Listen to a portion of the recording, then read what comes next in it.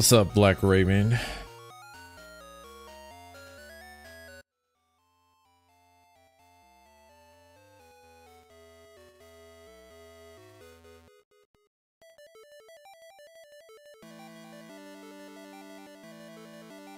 How are you?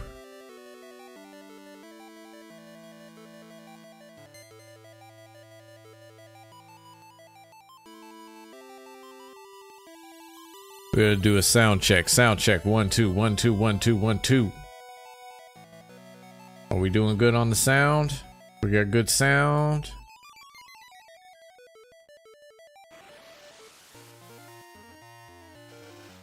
New chord is up. No, how's the sound? How's the sound? Do I sound like a robot? Do I sound like me or do I sound like Bender?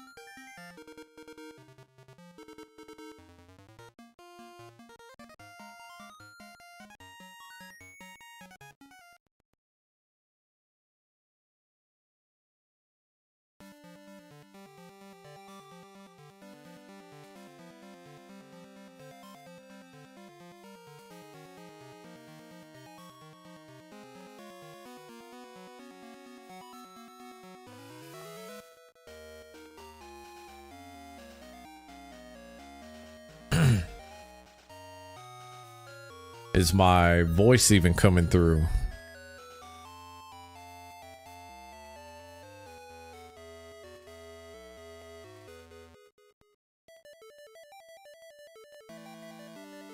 Let me stretch that out.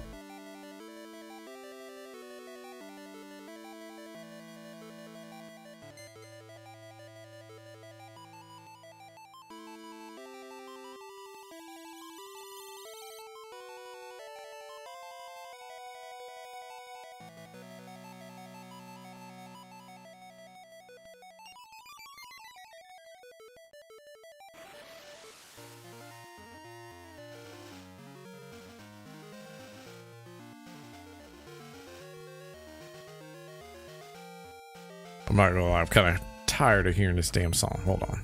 Let me go ahead and just. So yes, I have classic Zelda going on.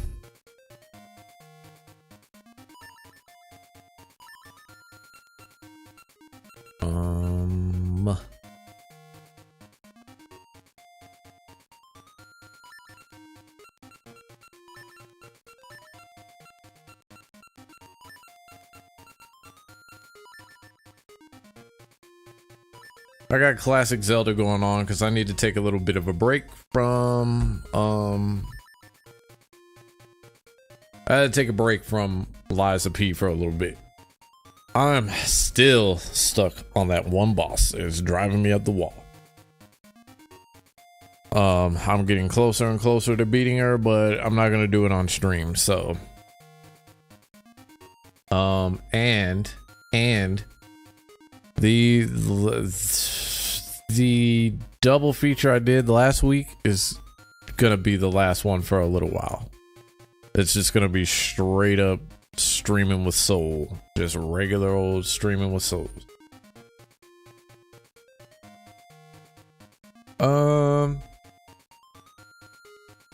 So we'll get into gaming stuff while I do this,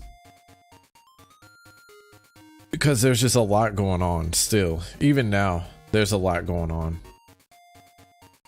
There's probably too much going on. Too much. Because doubles kind of burn me out a little bit. That's why. Doubles definitely burn me out a little bit. So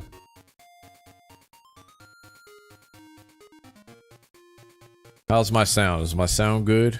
I don't want to keep going until I know my sound is all right.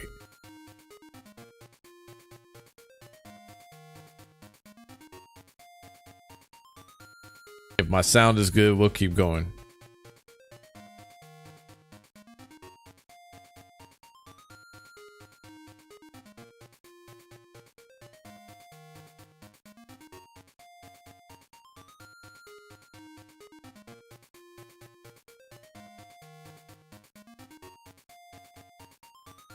Sound is phenomenal. Well, that's good. I think that's like the best thing to happen right now, honestly. So maybe it was that cord then, huh? I guess we'll find out, won't we?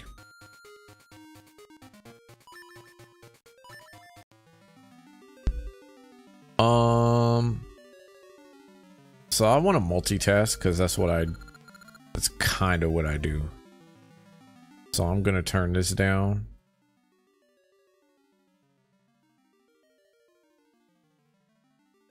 And we're gonna get into I kind of want to talk about I kind of want to talk about like the information that like different people get. People get different information from different sides of games media. Like Xbox is going to get Xbox news, PlayStation side is going to get PlayStation news, Nintendo is going to get Nintendo news, PC is going to get Nintendo news.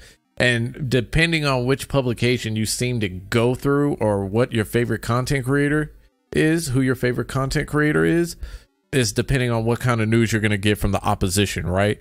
It seems like when you're watching your favorite ones, whether they're Xbox or they're just neutral or whatever. Well, I'm gonna keep neutral out. If they're like Xbox fans or PlayStation fans or Nintendo fans, if they start talking about the opposition, ultimately it depends on who it is too, right? Like some will just go really extreme and they'll just go off on the other side. Like, well, this is why this side sucks this bad.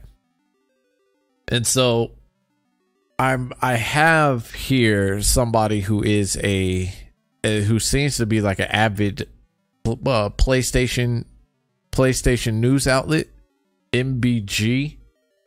And I want to see what he has to say, because by his headline, right, it says there's big upgrades to PlayStation. Sony invests into more money into studios. PS5 games get 60 frames per second update. First off, there's the correction that needs to be done there. Second of all, this would be news to anybody that's not actually paying attention to the whole spectrum of gaming, right? Because I never would have heard. I heard like one of these things, and it was 60 frames per second for Red Dead Redemption, and it was kind of like, okay, well, why am I supposed to be impressed by that? So I kind of want to just glance this over and see what he has to say as far as whatever information he's getting. All right, guys, welcome back to the channel. Welcome if you're new. Thanks for taking time out of your day to check the video out. We have more PlayStation news, rumors, and leaks to go over and cover today. We're talking about Horizon Forbidden West Complete Edition. We're talking about Housemarque. We're also going to be talking about a new update that Red Dead Redemption got on the PS5 that I think many people are going to care about. And then finally, we're going to be talking about the Last of Us multiplayer game and what's going on with that. So before we get into these topics, do me a favor. If you end up enjoying... Another thing is I hope that I'm kind of hoping that he's one of those like outlets that's like really honest about things, because if you haven't heard about the Last of Us multiplayer, it's put on ice. So basically what that means is right now it's at a standstill. It doesn't mean that it's not coming out. It's been said. It doesn't mean that it's not coming out. It just means it's at a standstill. And in turn, apparently Naughty Dog has laid off 25 of its 25 developers or something to that extent. So I want to see if he kind of touches base on any of that. The video or finding it informative, be sure to leave it a like, and if you are new here to the channel, please consider hitting that subscribe button as well.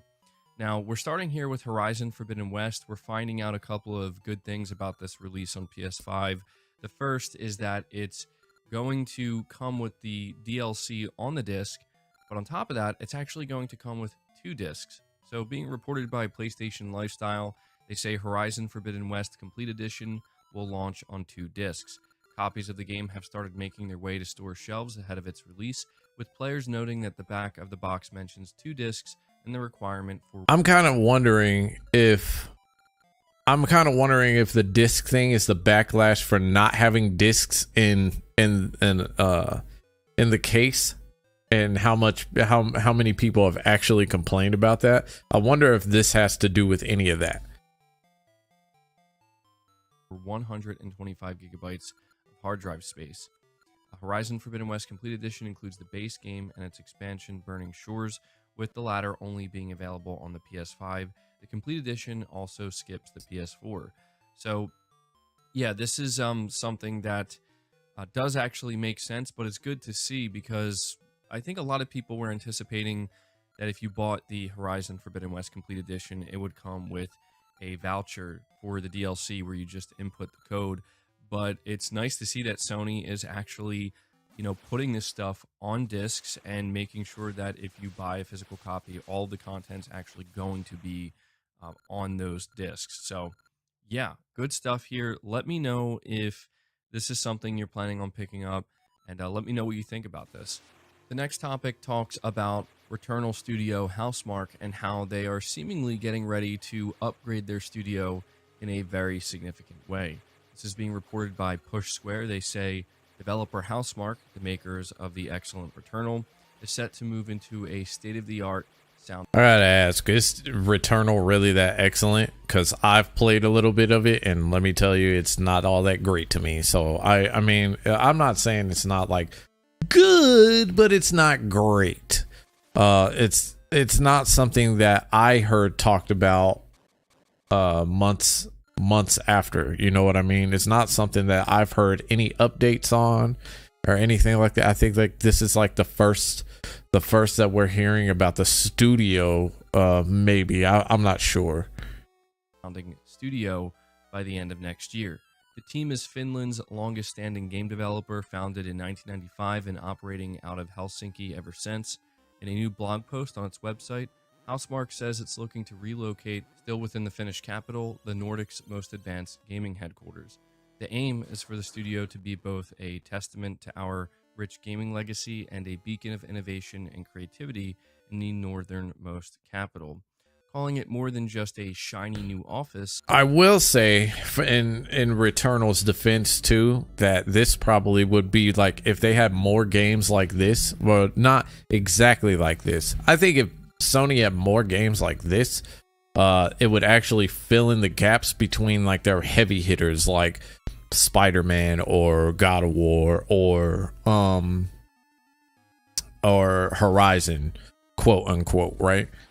I think this is a perfect example of knowing that they can do simple games like this. They can put out simple games like this and not have to worry about release dates for those said flagships that they rely so heavy on. The brand director describes the studio's vision for a modern and expensive sounding workspace with features like cutting edge meeting rooms, proper audio studios, testing areas, and wellness spaces. We are creating an environment that merges Nordic sensibilities with creativity, aiming to attract the world's best game developers, the Post reads. As well as that, Housemarque wants the new studio to be eco-friendly as well. Our revamped hub will champion green initiatives, ensuring a balance between technology and planetary care, it says. As we embark on this transformative journey, we're committed to further solidifying our position in the world of gameplay innovation. And so, yeah, I had to mention this to you guys because this is pretty significant, right? We see a studio like Housemarque being officially acquired by Sony and being part of the PlayStation Studios family. And this is one of the major benefits of something like that happening, right? A team like Housemarque now gets to seriously upgrade their workspace and be on the cutting edge. And this is only going to result in, better games, right? This is going to result in good things for all the development team in terms of growth and in terms of just productivity. And hopefully, we get to see Housemarque's new IP. And it is worth noting they are working on a new IP. I know a lot of people are always wondering, when are we going to see more new IP from Sony? Well, this is one of those studios that is working on it. And it also mentions here at the bottom of the article, it's worth noting that it's not the only PlayStation Studios team to get a new office media molecule. Their Guildford office has just received a total refurbishment. Hold the phone. If they're working on getting new offices, then don't you think that they should actually be trying to? They should have. I hear a lot of disorganization in this. I hear a lot of, we're getting a lot of new offices, so it's going to be a little bit before you get those said games that you're talking about, but this is actually going to help in the future. No, what you need is what Sony needs right now is they need for more titles to come out like ASAP, because if Microsoft or Nintendo per se keeps releasing like they have been, it's going to mean trouble for Sony ultimately. A super modern studio, which we talked about earlier. And so, generally speaking, it sounds like Sony is investing heavily in these studios and ensuring that they have the best possible workspace to, hopefully produce the best possible games. So there you go. Good news for Housemarque. Moving on from that, though, we have a pretty significant update for the Red Dead Redemption remaster on PS5. Once again, from Push Square, they have an original story here where they say the PS4 version of Red Dead Redemption has just received a new patch, weighing in at only a few hundred megabytes. Update 1.03's official description simply says general bug fixes, stability fixes, and improvements. However, if you go ahead and boot the game up, you'll immediately notice that a 60 frames per second option has been added. You can also toggle it on and off in the pause menu. And they have an update here where they say it's been confirmed that the PS4 version of Red Dead Redemption only offers the new 60 FPS setting when played on PS5 via backwards compatibility. So, yeah, it's worth noting that, this is, again, not a native PS5 version of Red Dead Redemption, but this is a pretty significant update because, to me, this is really what made the Red Dead Redemption remaster, frankly, unacceptable for the price point.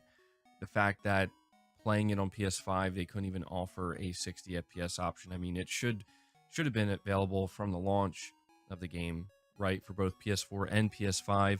But this is, I think, a big deal for quite a few people, maybe people who were holding out, waiting to see if this was something that was going to happen. And so it's nice to see that Rockstar added this. Again, should have been there from the onset, but better late than never. And so I guess at this point, I kind of want to know, were you somebody who was waiting? But I wonder if Rockstar didn't add it because of the capabilities that Sony might have lacked. I don't know if that's the case.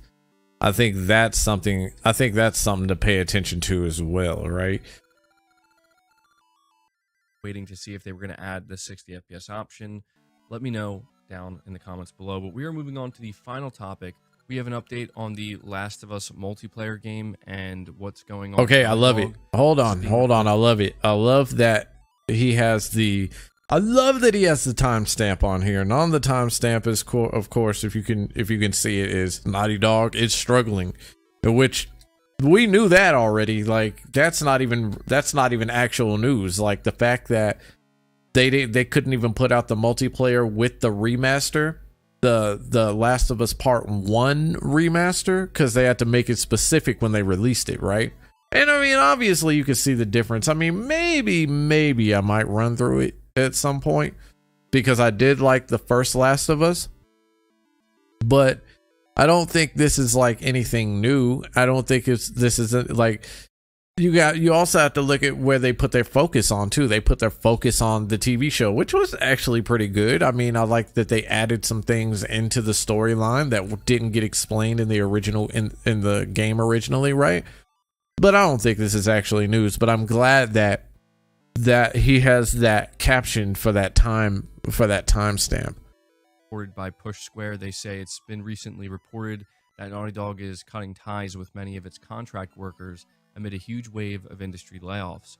However, one detail in Kotaku's report that admittedly passed us by pertains to the state of the developer's only known project, its multiplayer Last of Us game. According to Kotaku sources, the game is, quote, not completely canceled, but is basically on ice at this point, end quote. Initially starting out as a multiplayer companion to The Last of Us Part 2, the project grew in size and was eventually spun out to become a standalone title. Though it has been acknowledged by Naughty Dog a few times, it still doesn't have a name and hasn't been publicly shown, except for a few pieces of concept art. It's been in the works for years, and reportedly, Sony brought in Bungie to evaluate the live service game and see how things were going. Unfortunately, the outcome wasn't positive, and this apparently set development back quite dramatically. Now it's on ice, according to this new report. It's pretty much what we expected, but it's The question is why did they pull this game out of their ass without even having... Why did they pull The Last of Us Part 1 remaster out of their ass if they didn't even have this ready? That doesn't make sense to me. Like, I think it would have made more sense is that if they had just waited to put the remaster out, and then until this was ready, and then have the game come out simultaneously as the remaster. I think that would have made more sense than to just rush the game out as fast as they did. Unfortunate to hear. The Last of Us has a lot of potential for multiplayer. And for $70, like, you won't hear me complain too much about price points here, but for that particular game, $70 is a little much, to be honest. When you're talking about just simply remastering a game, and then not putting in everything that the original had in it. The original Factions mode is beloved by fans, and many were expecting a grand expansion to that concept.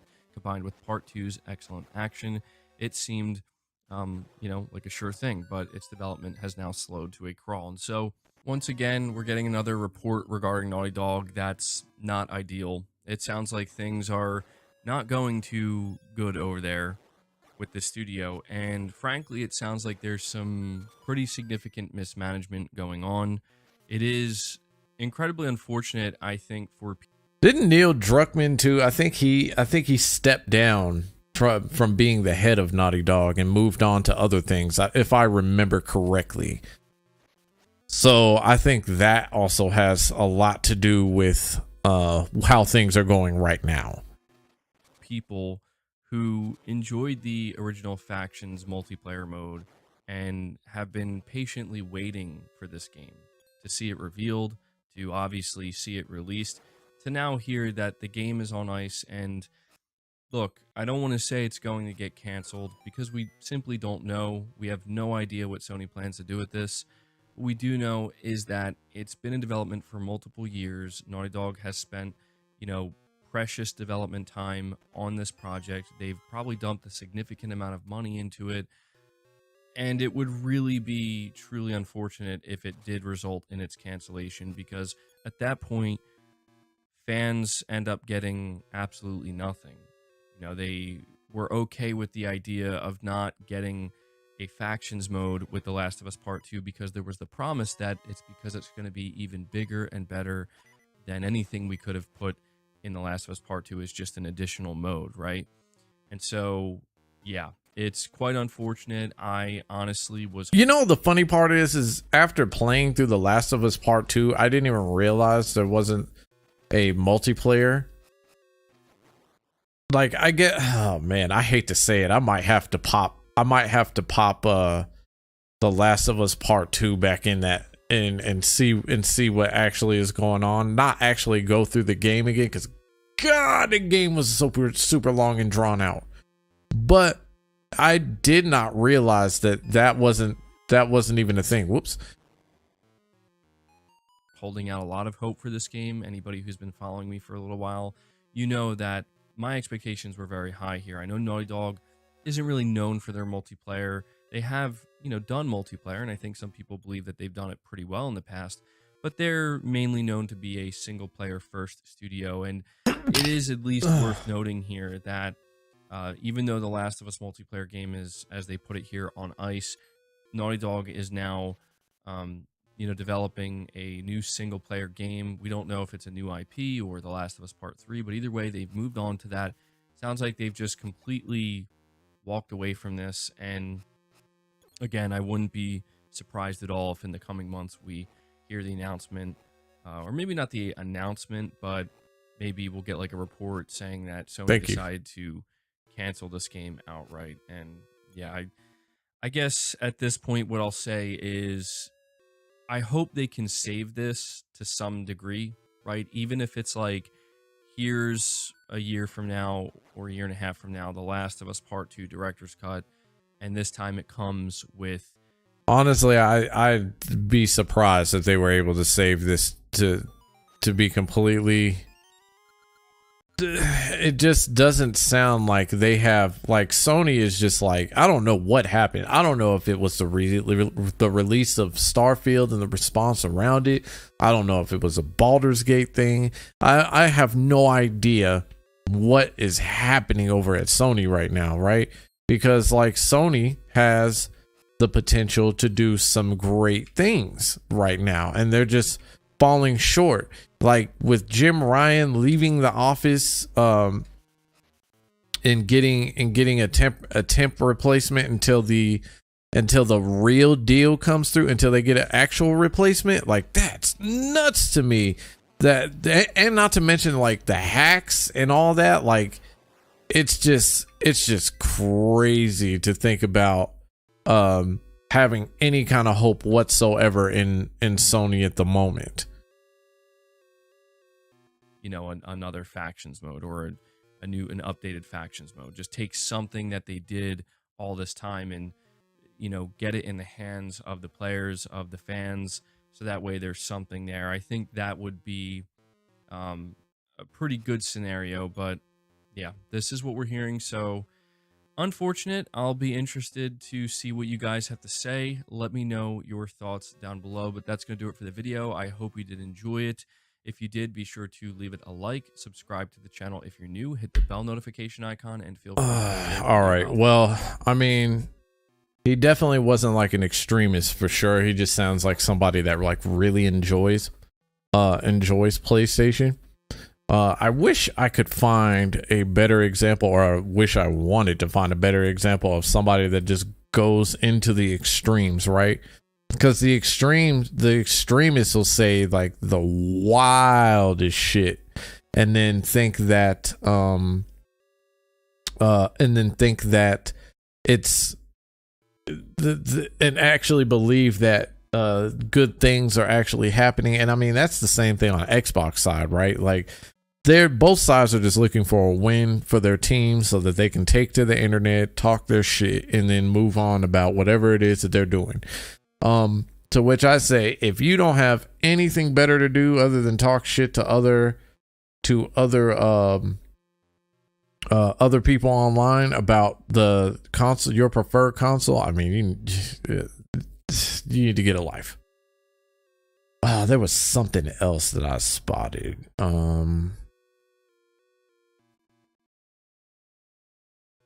Sony got hacked again. Do we already?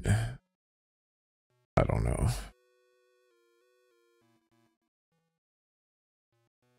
I don't know. Let's see.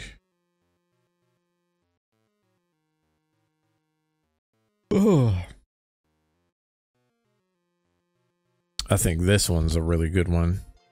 The Last of Us Factions 2 has moved from needing more time to being allegedly put on ice. This comes coupled with layoffs at Naughty Dog that could be related to the project. Many are now curious if this project is basically dead in the water or canceled. And beyond that, what does this mean for Sony's live service push? There are reports coming in that Jim Ryan's push for live service was a difficult pivot for studios that are not accustomed to making games like that. And additionally, there are now people saying that things might not go the way that Jim Ryan wanted, with his aspirations for a high number of live service games by 2026. So the question is, who is to blame? Why did this happen to Factions? Is this one game in a long line of games that want to be live service that just aren't going to make the cut? Is this on Sony? Is this on Naughty Dog? Is this on Bungie? Now, I put all of the good information right here at the beginning so you don't have to go looking for it because it's a longer video. I open the video with a monologue and then I discuss it with the live audience. I don't know if Bungie per se would be to blame for that. I mean, I guess with Destiny or whatnot, but what else could they be working on that's live service right now? Because it's being said that if the push for live service is actually going into effect, then Spider-Man 2 is definitely going to be a live service type game, which is going to suck. I didn't know this video was that long. Holy crap. That's like an hour. I'm good on that. Game Pass is trash? Wait, what? Good morning, good afternoon, good night to every single one of you out there watching this video. Welcome to today's gaming news. We have plenty to talk about, so let's get started with two great things are stirring up. On one side, we got Baldur's Gate 3 that has received incredible praise for its implementation of RPG mechanics, exceptional freedom of game styles that offers players a lot to do in the AAA games. And if it's not a AAA game, it's trash. But no, I'm not. If we go to the review section of the game, we can find... Wait, what game are they talking about? Cocoon? Must have gone wrong. However, when we look at the game's reviews and score, it stands out with an 88 score. So what the hell is the problem then, you might ask? Gamers. That's the problem. Not all gamers though, Xbox gamers. Well, the service of Game Pass has brought another excellent gem on day one available to play from Annapurna Interactive, many are unhappy because the game isn't a AAA. Really? What's going on with the sound? I hope that this person is doing this on purpose. Really? You got to be kidding me. But no, I'm not. If we go to the review section of the game, we can find tons of 1-star reviews, and if not, all of them talk about the same thing. This is a bad game because it isn't AAA. The nerves of these people, I'll never understand. Never. Those gamers that only want to play AAA games. And if it's not a AAA game, it's trash. Trash. Trash. Okay. I don't know what this person is trying to get at. As far as, are they just saying that only Xbox players are talking like that? If that's the case, I'm gonna play devil's advocate here for a second. Let's say you go as a PlayStation player, you go a whole decade without being able to play AAA games because you're so reliant on the AAA space, which is the third party space, right? Let's say that's the case. I would argue that they'd be just as mad, or they'd be in Xbox's position or Xbox position and how they talk, right? That's just how I see it. Maybe I'm wrong. Maybe I'm just crazy. But at the end of the day, like, it's how extremists talk, right? When you are a ride or die for whatever platform that you're into, it just seems like you're gonna ignore certain facts. You're gonna ignore certain things that's happened in the space. You're gonna ignore a lot of things, right? And I think that's what's being missed here. And I think maybe that's why I'm so confused by what this person is sitting here talking about. I don't understand. I know they might have the taste for only AAA games, but that's not a reason for them to put in 1-star reviews. In review, I mean the game. I'm grateful I don't have that way. And honestly, if I got to be real with, if I'm an Xbox player, because I got all three systems, right? As a owner of Xbox, of an Xbox system, I can easily tell you that I'm not too thrilled with whatever they have lined up either. Like, the fact of the matter is that even Phil Spencer knows they don't have anything to show. They have little to nothing when it comes to AAA, right? So if I'm mad, I don't necessarily know if I'm review bombing, but I know I'd be pretty frustrated if Xbox is the only console that I owned and you're not delivering everything that you promised as far as like AAA space, exclusive games that are exclusive to Xbox, whatever. I know that I'd be pretty upset about it as well, but not enough to review bomb a certain title, right? It's kind of one of the reasons why I say like Microsoft shouldn't even bother touching the indie space, right?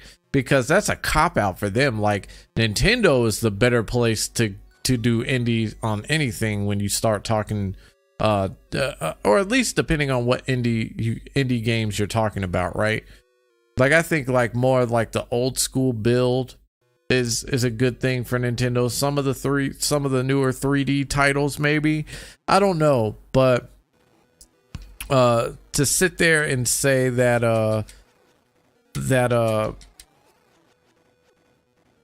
to sit here and say that the people have nerve for anything, I would argue that if I was promised something and they didn't deliver, I would be pretty upset.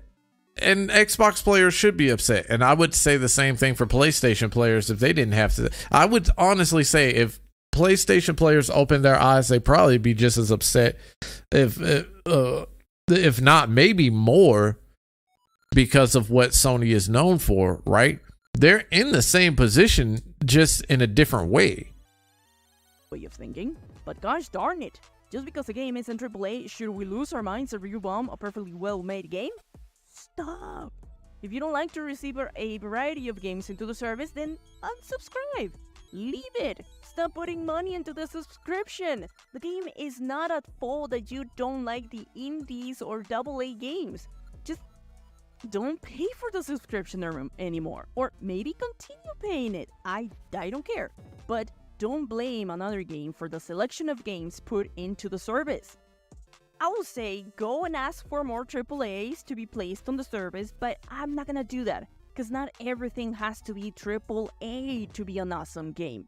Instead, stop review bombing games, go and play games that you enjoy, and let others enjoy these indie games.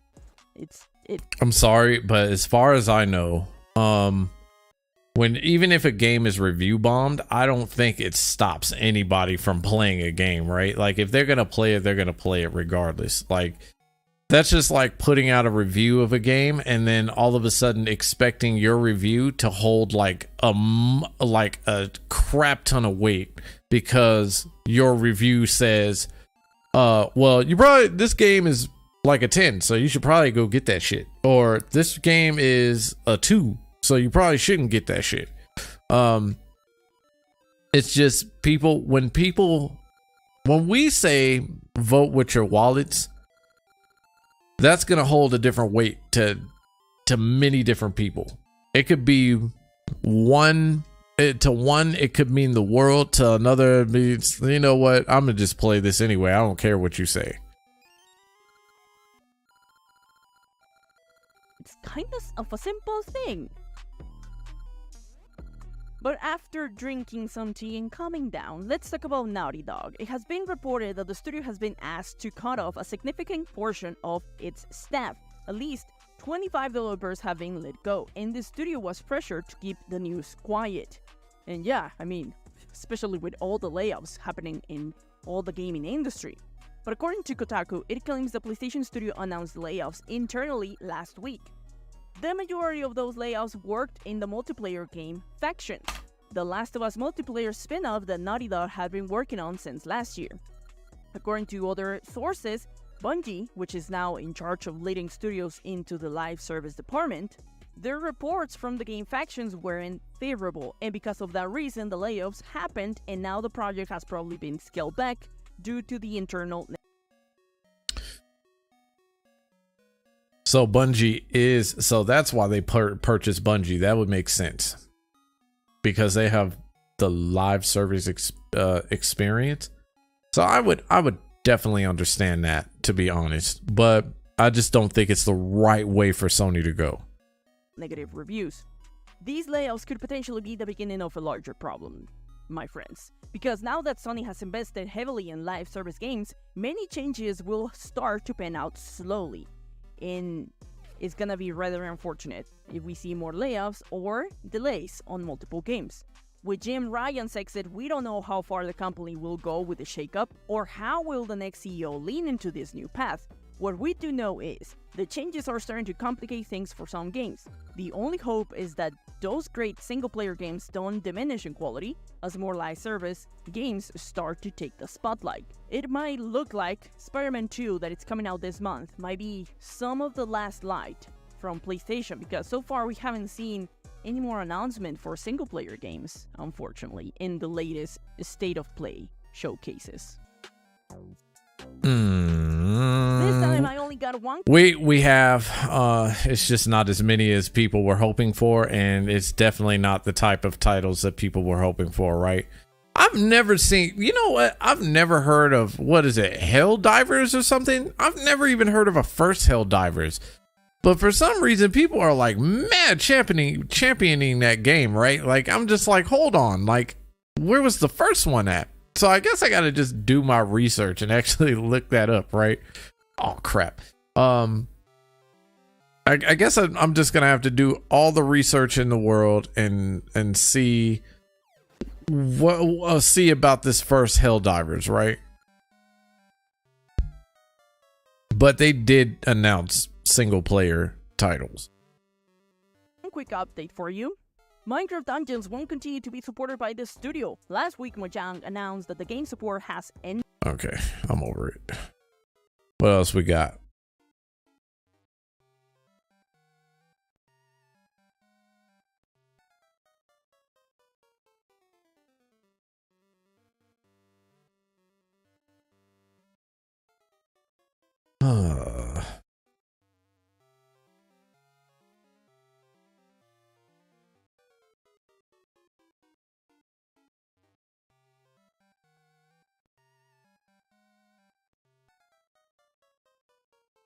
I did way too much covering of the Mighty Keith a few days ago, so or a couple of days ago, so I'm good on that. Definitely good on that.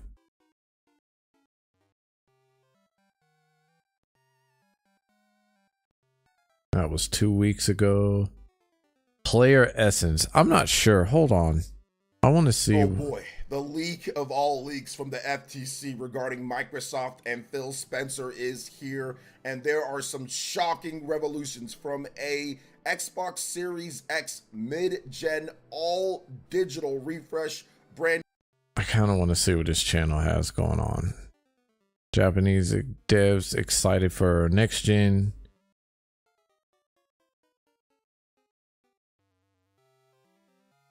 Interesting. Let's see what this is about. Switch 2 has been in the news a lot lately when it comes to leaks and rumors and all sorts of things with third-party support and Nintendo's own games as. Why does it sound like somebody dropped a cup?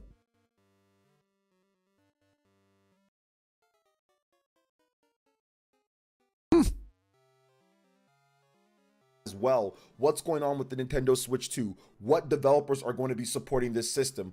I'm gonna rewind the video just so that I can see what if that sound was coming from me or him. The Nintendo Switch 2 has been in the news a lot lately when it comes to leaks and rumors and all sorts of things with third-party support. Okay, so that was him. Okay, gotcha.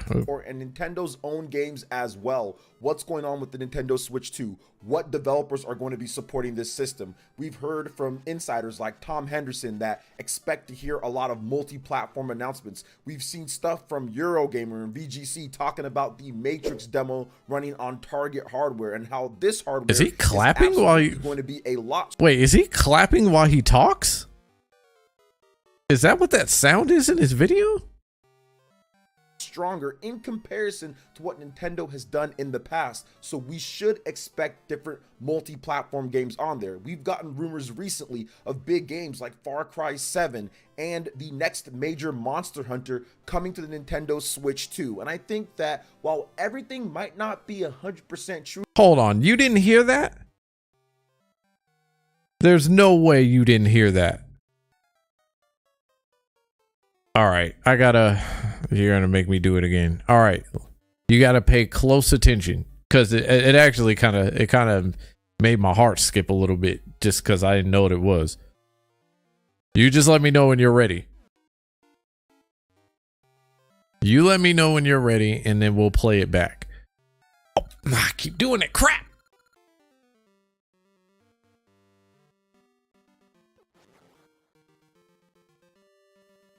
Are you ready?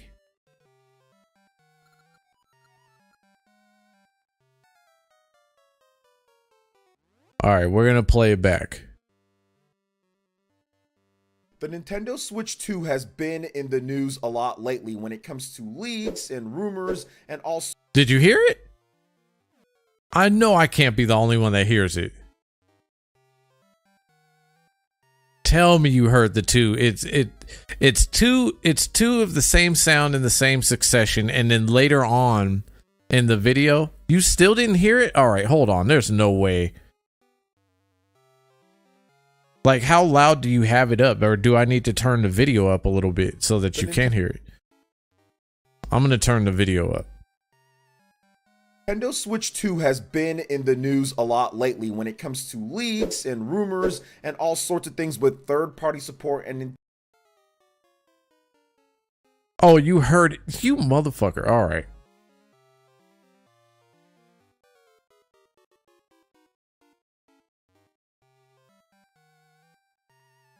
Nintendo's own games I as don't- well. What's going on with the Nintendo? I don't remember which part of the video I ended off on, but I am going to I'm gonna go ahead and just restart it, I guess, or play it from where I'm at.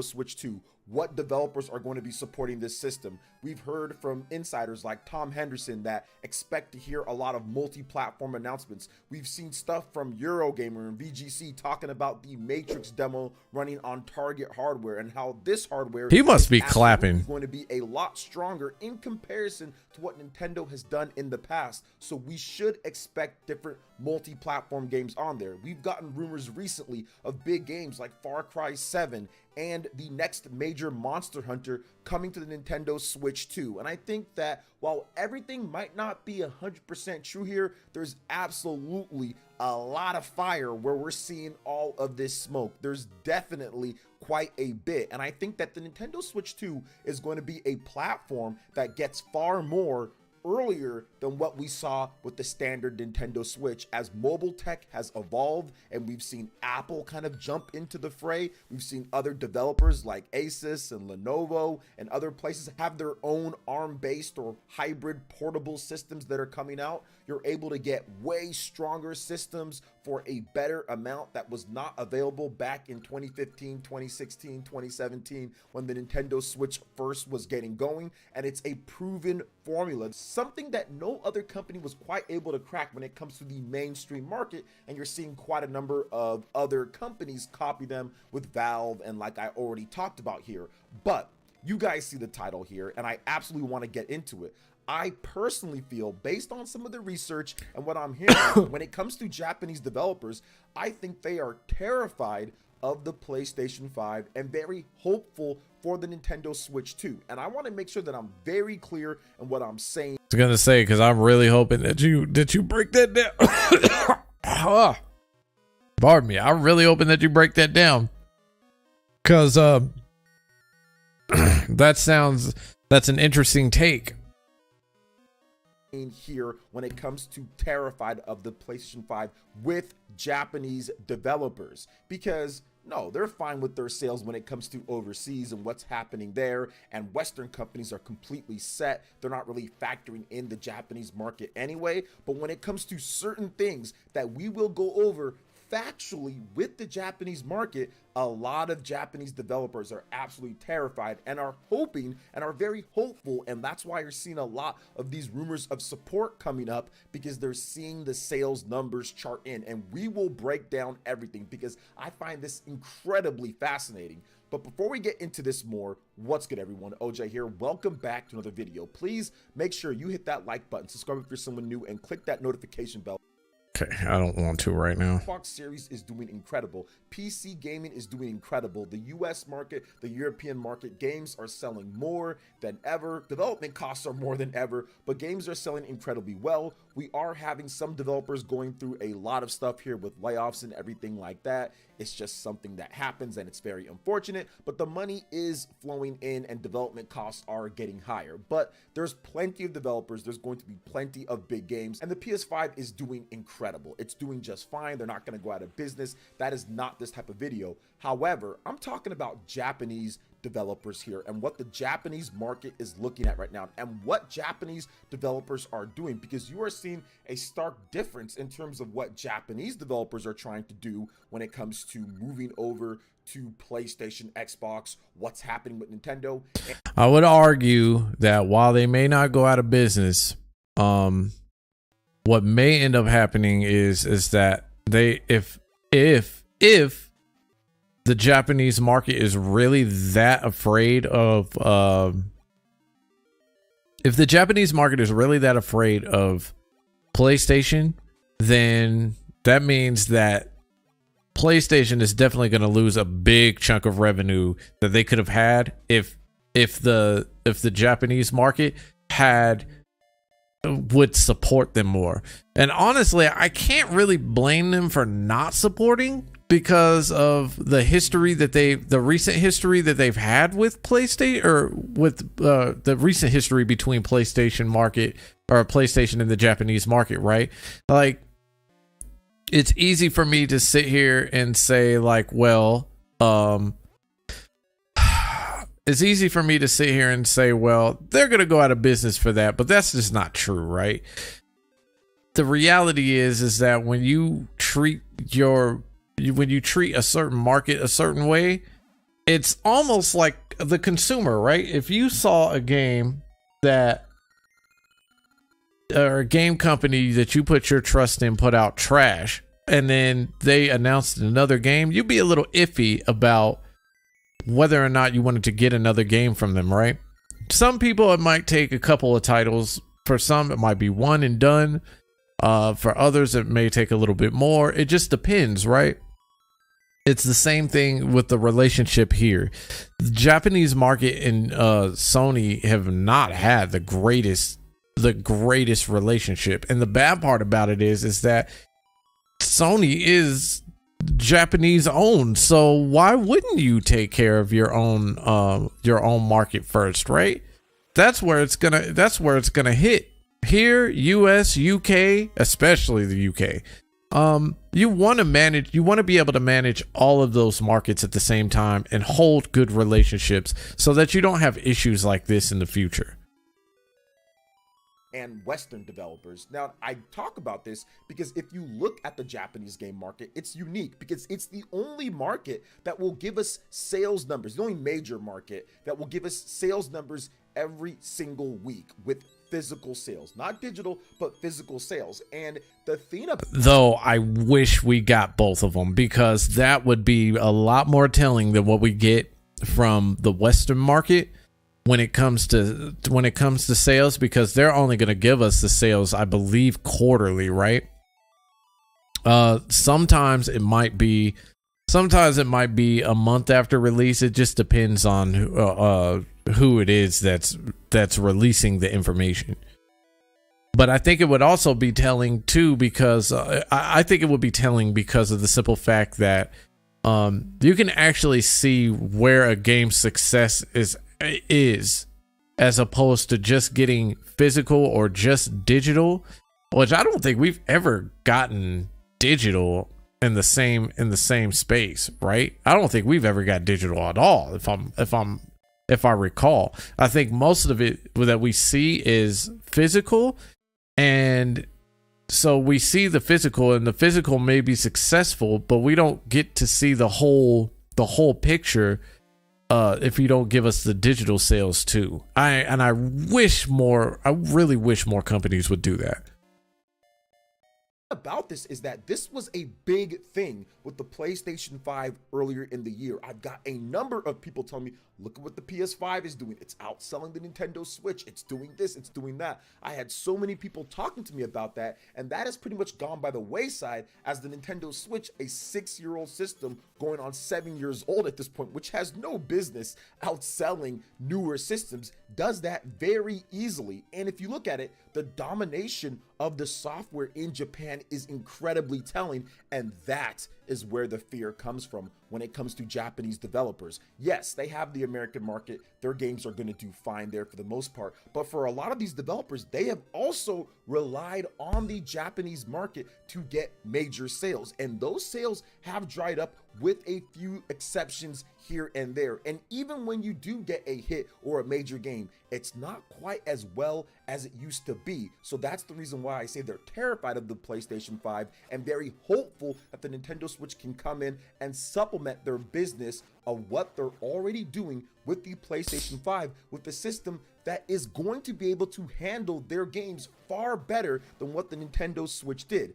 Every single Japanese developer would have loved to put their games out on the Nintendo Switch day and have no issues. Unfortunately, because of how the Nintendo Switch is constructed with its limitations, it's very difficult to do that. You have to get a certain developer in play. You have to develop in a certain type of way. You have to plan it from the beginning. It's obviously something that you just can't do and have a quick port and it turn out well. We've seen a lot of disaster ports from other developers on the Switch, from Japanese developers to Western ones, and then we've seen some good ones where they actually take the time.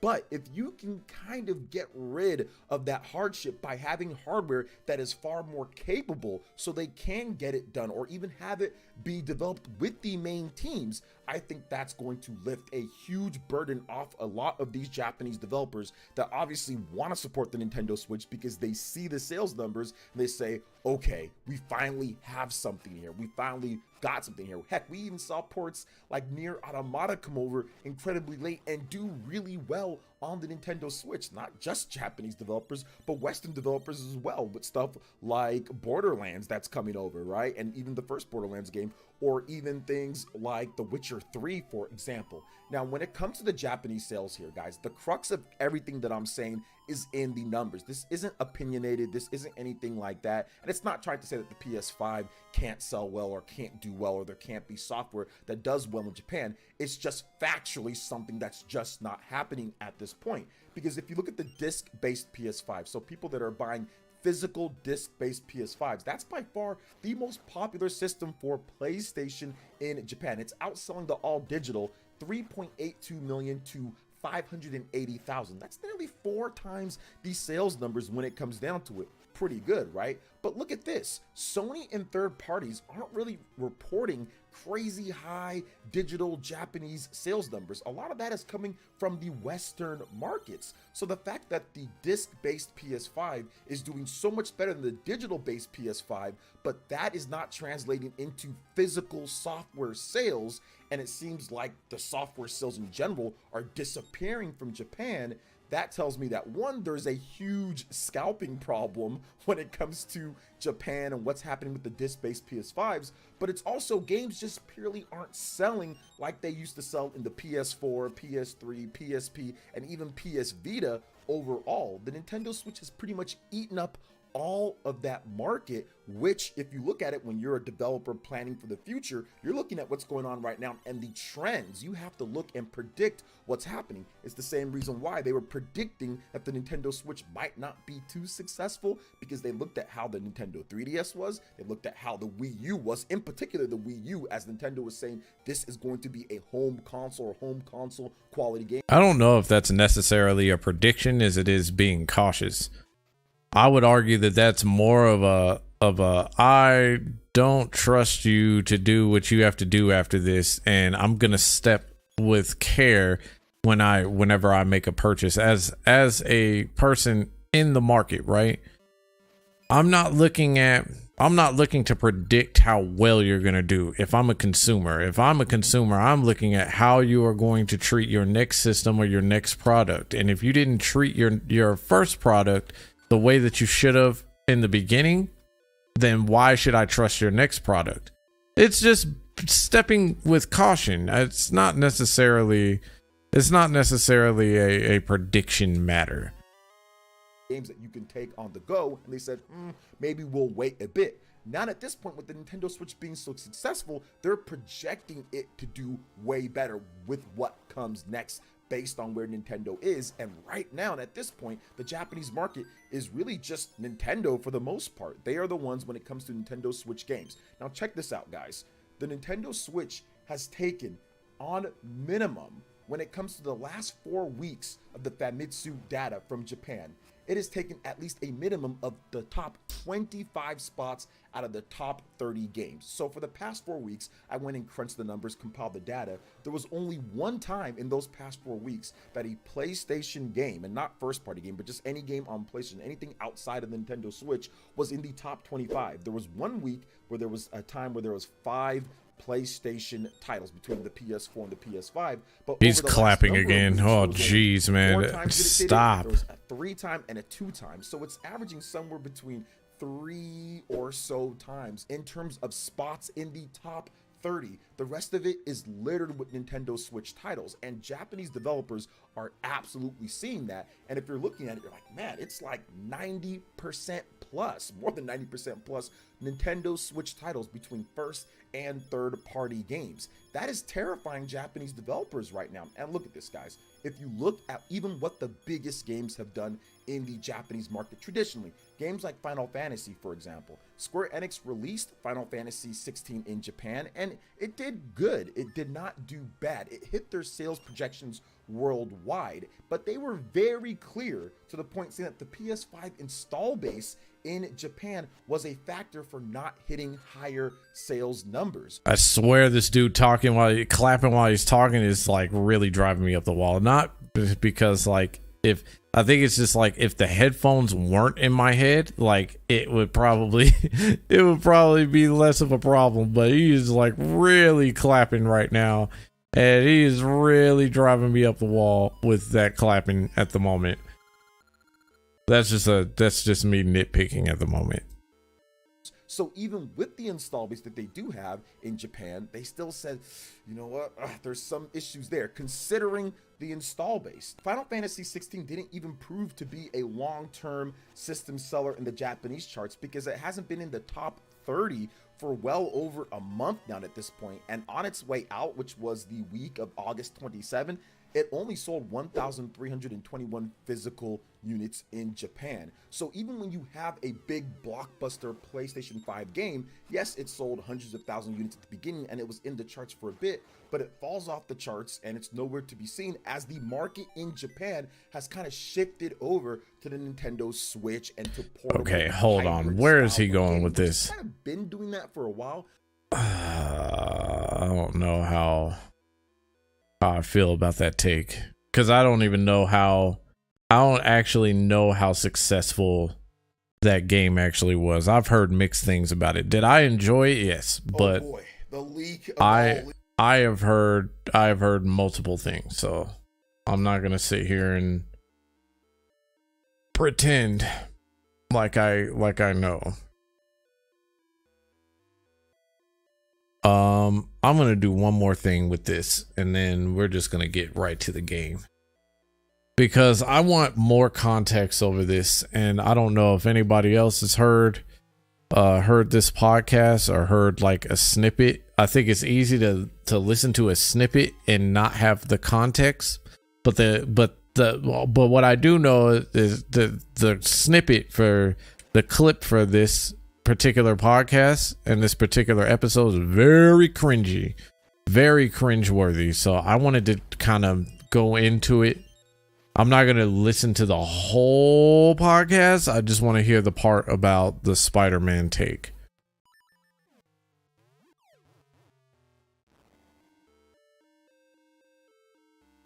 As you start going through that city with your web.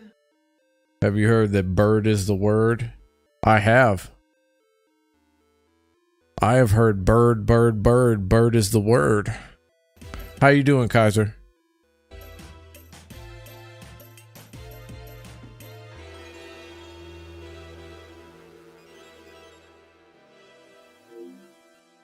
Beyond and hello and welcome to Podcast Beyond episode 516. I'm your host, Max Scoville, and this is a show about PlayStation games. And here to talk about PlayStation games with me, I am joined by Brian Altano, Akeem Lewanson, and Ben Watts. What's up, everybody? Yo. What's going Doing on? all right, nice. True believers. Wow. Yeah. So I've brought you here today for a very, very special reason. Let's just cut to the chase. Akeem, Ben, you played Spider-Man 2. You were down in, well, you both live down in LA, so you didn't really go too far, but you got to check out some friendly neighborhood video games. I wonder if that might summon Sigma now. I know, right? What's the feeling thing about Spider-Man 2? Like, what immediately jumped out at you as being like, this is next-gen Spider-Man? So have you heard from Sigma? Hold on. Let me pause this real quick. Have you heard from Sigma? Because, like, I haven't heard from him in at least a couple of days. Like, is he all right? Like, do we know anything yet?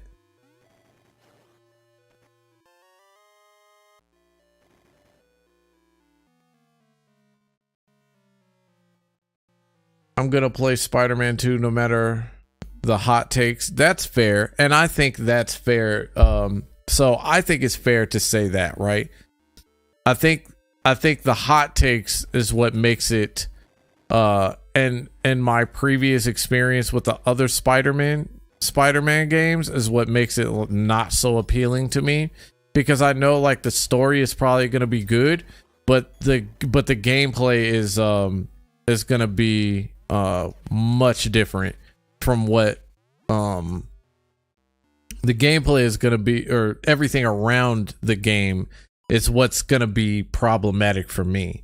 And it's not problematic as like glitches or anything. It's more or less going to be the same like sandbox, wash, rinse, and repeat crime fighting, just with a couple of extra elements added into it. Meaning, like if you switch between Miles Morales and Peter Parker, certain suits that you wear, it depends on the results you get, I think, if I remember correctly. But that's going to get old really fast, and it more or less makes it the same game. And one of the things, hold on. One of the things that PlayStation fanboys seem to not comprehend is that it's not about the assets, right? So they added an extra borough. That's not the problem, and kept the same assets. That's not the problem. The problem is that it's gonna be the same crime fighting over and over and over and over again. It's not the assets, it's everything surrounding the assets. And for some reason, if you look on Twitter, like, they are not getting this, and it's just like, it's one of those deals where, like, I personally would never argue about it, because I already know what I mean. And if you enjoy the game, then you enjoy it. I'm not gonna knock anybody for enjoying it, but if you take it into the realm of like game of the year, then I'm gonna question it. Ultimately, I'm gonna question it, especially with the titles that we've had released earlier this year. He seemed fine last night. That's cool. That's good. Like I said, I haven't heard from him for a little bit, so. I mean, for me, as soon as you start going through that city with your web wings, everything. I'm a Spider-Man fan since way back in the day. Yeah, and that's fair. That's fair. Like I said, like, I hope you enjoy it for what it's worth. But like I said, when it gets into the realm of like game of the year, gaming scores, like, that's where things get tricky. And I think that's where all of us tend to fall into that trap of falling into the games media trap. Everything changes. You are lightning fast traveling around those cityscapes, and that's immediately felt like I'm playing the next gen Spider-Man.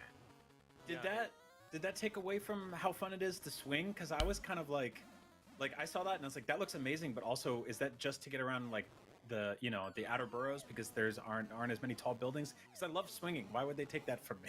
Well, no, they're not taking it away from us. We still have swinging. You can still zip and whip throughout the entire city. It's just that, keep in mind, we all know that the city's 2 times bigger now. So you need a faster way to kind of commute. If you're Spider-Man, we can't jump on the subway. So they're giving us web wings, and honestly, Also, Miles is the best knockoff replacement to an old school superhero, not putting Miles down, but a large number of them are trash. Fair enough. I thought when did Miles Morales get introduced into the fold? I thought he got introduced like back in the 90s. Didn't he get introduced back in the 90s? Right there, what we're looking at in the video, those circles, they're like, they give you these added wind bursts so you can traverse even faster throughout the city. It's a great feeling to just like fly throughout the entire city. I freaking love it. But for me, I would have to say the combat system. It's everything that we know from the previous 2 games, but they've built upon that. They've expanded on it. We now have this whole parrying system, which, if you've played like any Souls-like game or even like God of War. Oh, so he was in the midst of like all of the Marvel changes then. Like, that's when like Marvel really started to change. Like, actually DC started to change around that same time too, if I remember correctly, because they started adding like all these characters that you never would have saw in the in like the original comics from like way back in the day. They started adding more. They started adding more. What is it? It seemed like they were trying to add more diversity. Wow, I am like really sucking at. Oh, did it actually finish firing shots at me? You parried. But Miles was added in the Ultimate Universe, so not the main timeline. Okay, so then what timeline do we think this game is in then? Before, I've never in a game like this. I'm so used to just dodging attacks. You're kind of forced to parry because there's certain enemies that they have these huge attacks that you can't necessarily you can try to dodge, but you're gonna take some damage from it. So you're rewarded for properly parrying by building up your it builds up your special attacks. And of course for Peter in this. Wait, didn't it do that in the first one too? I could have swore that was a first game thing too. Like being able to parry or counter actually added to your attack. I thought that was a first game thing too. So wouldn't that just be the same game necessarily? Wouldn't that be the same game? The Insomniac games on their own timeline, I believe. Okay. This game, he has the symbiote suit, so he has 4 special attacks that he can utilize. Of course, with Miles, he has like his venom blast and his electrical abilities. So those are added incentives for you to actually parry in the game. And in order to parry, what they've done is this. They've created almost like the spider sense for the enemies to let you know. Okay, this is when you should. Damn, parry, where am I missing? so you can actually go in and inflict more damage on your enemies. It's the combat system has just been blown out in this game, and honestly, I'm in love with it. Okay, so it's sort of like it's. I mean, it's. Oh, okay, gotcha. Perfect dodge. So they do have a placement. They do have their own placement. It's just further down in the universe.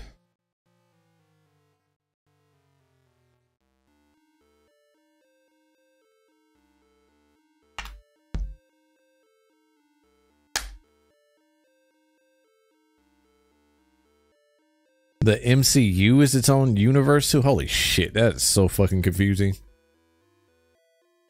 From where I stopped reading comic books, like it's just got more confusing. Holy crap. I see why like the Marvel universe for the movies is dying out so fast though, trying to tackle this multiverse thing. Cause it's just a lot to do. In the earlier games where like you'd get the spider sense thing and then you'd jump over a bullet or whatever. Exactly. But just a little more aggressive on that front.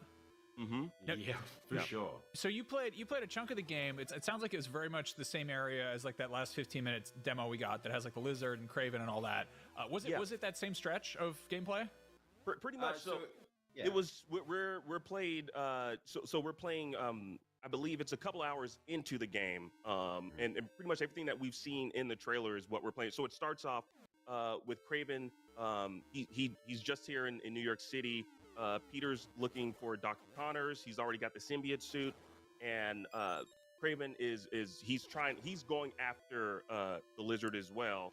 Peter's trying to save Dr. Connors. What I love is that there's a reason for each and every character to exist in this game. Like Craven's after the lizard. I don't know why it's 616 rather than a single digit, but that is the main universe in the yeah. That's a lot. That's a lot of writing too, but I get why they do it. Like they gotta keep everything. They gotta keep business running. That's a lot of storytelling. It usually flops. Yeah, that's because a lot of people. It's the I think it's the reception around like what people are used to. So making any kind of changes is ultimately going to be a risk that you take. Peter's trying to save Dr. Connors. Of course, we have Miles who wants to save, Peter from being overcome by the symbiote. It's like there's a reason for each and every character in this game to exist at the same time. And that's what another one of the things I love. This was so what we're looking at right now in the demo, this was one of the final bosses that we fought was the lizard. Awesome. Yeah. That's like a super lizard for people who are. Nice spoiler, by the way. He's a kaiju. He's becoming a kaiju in this game. So for anybody that's actually going to play this game, you know that the lizard is the final boss in the game because of this guy. So we're not necessarily watching this for like anybody else's hot takes. It's this guy talking right here that we're watching it for. This guy right here. As I get killed by snakes.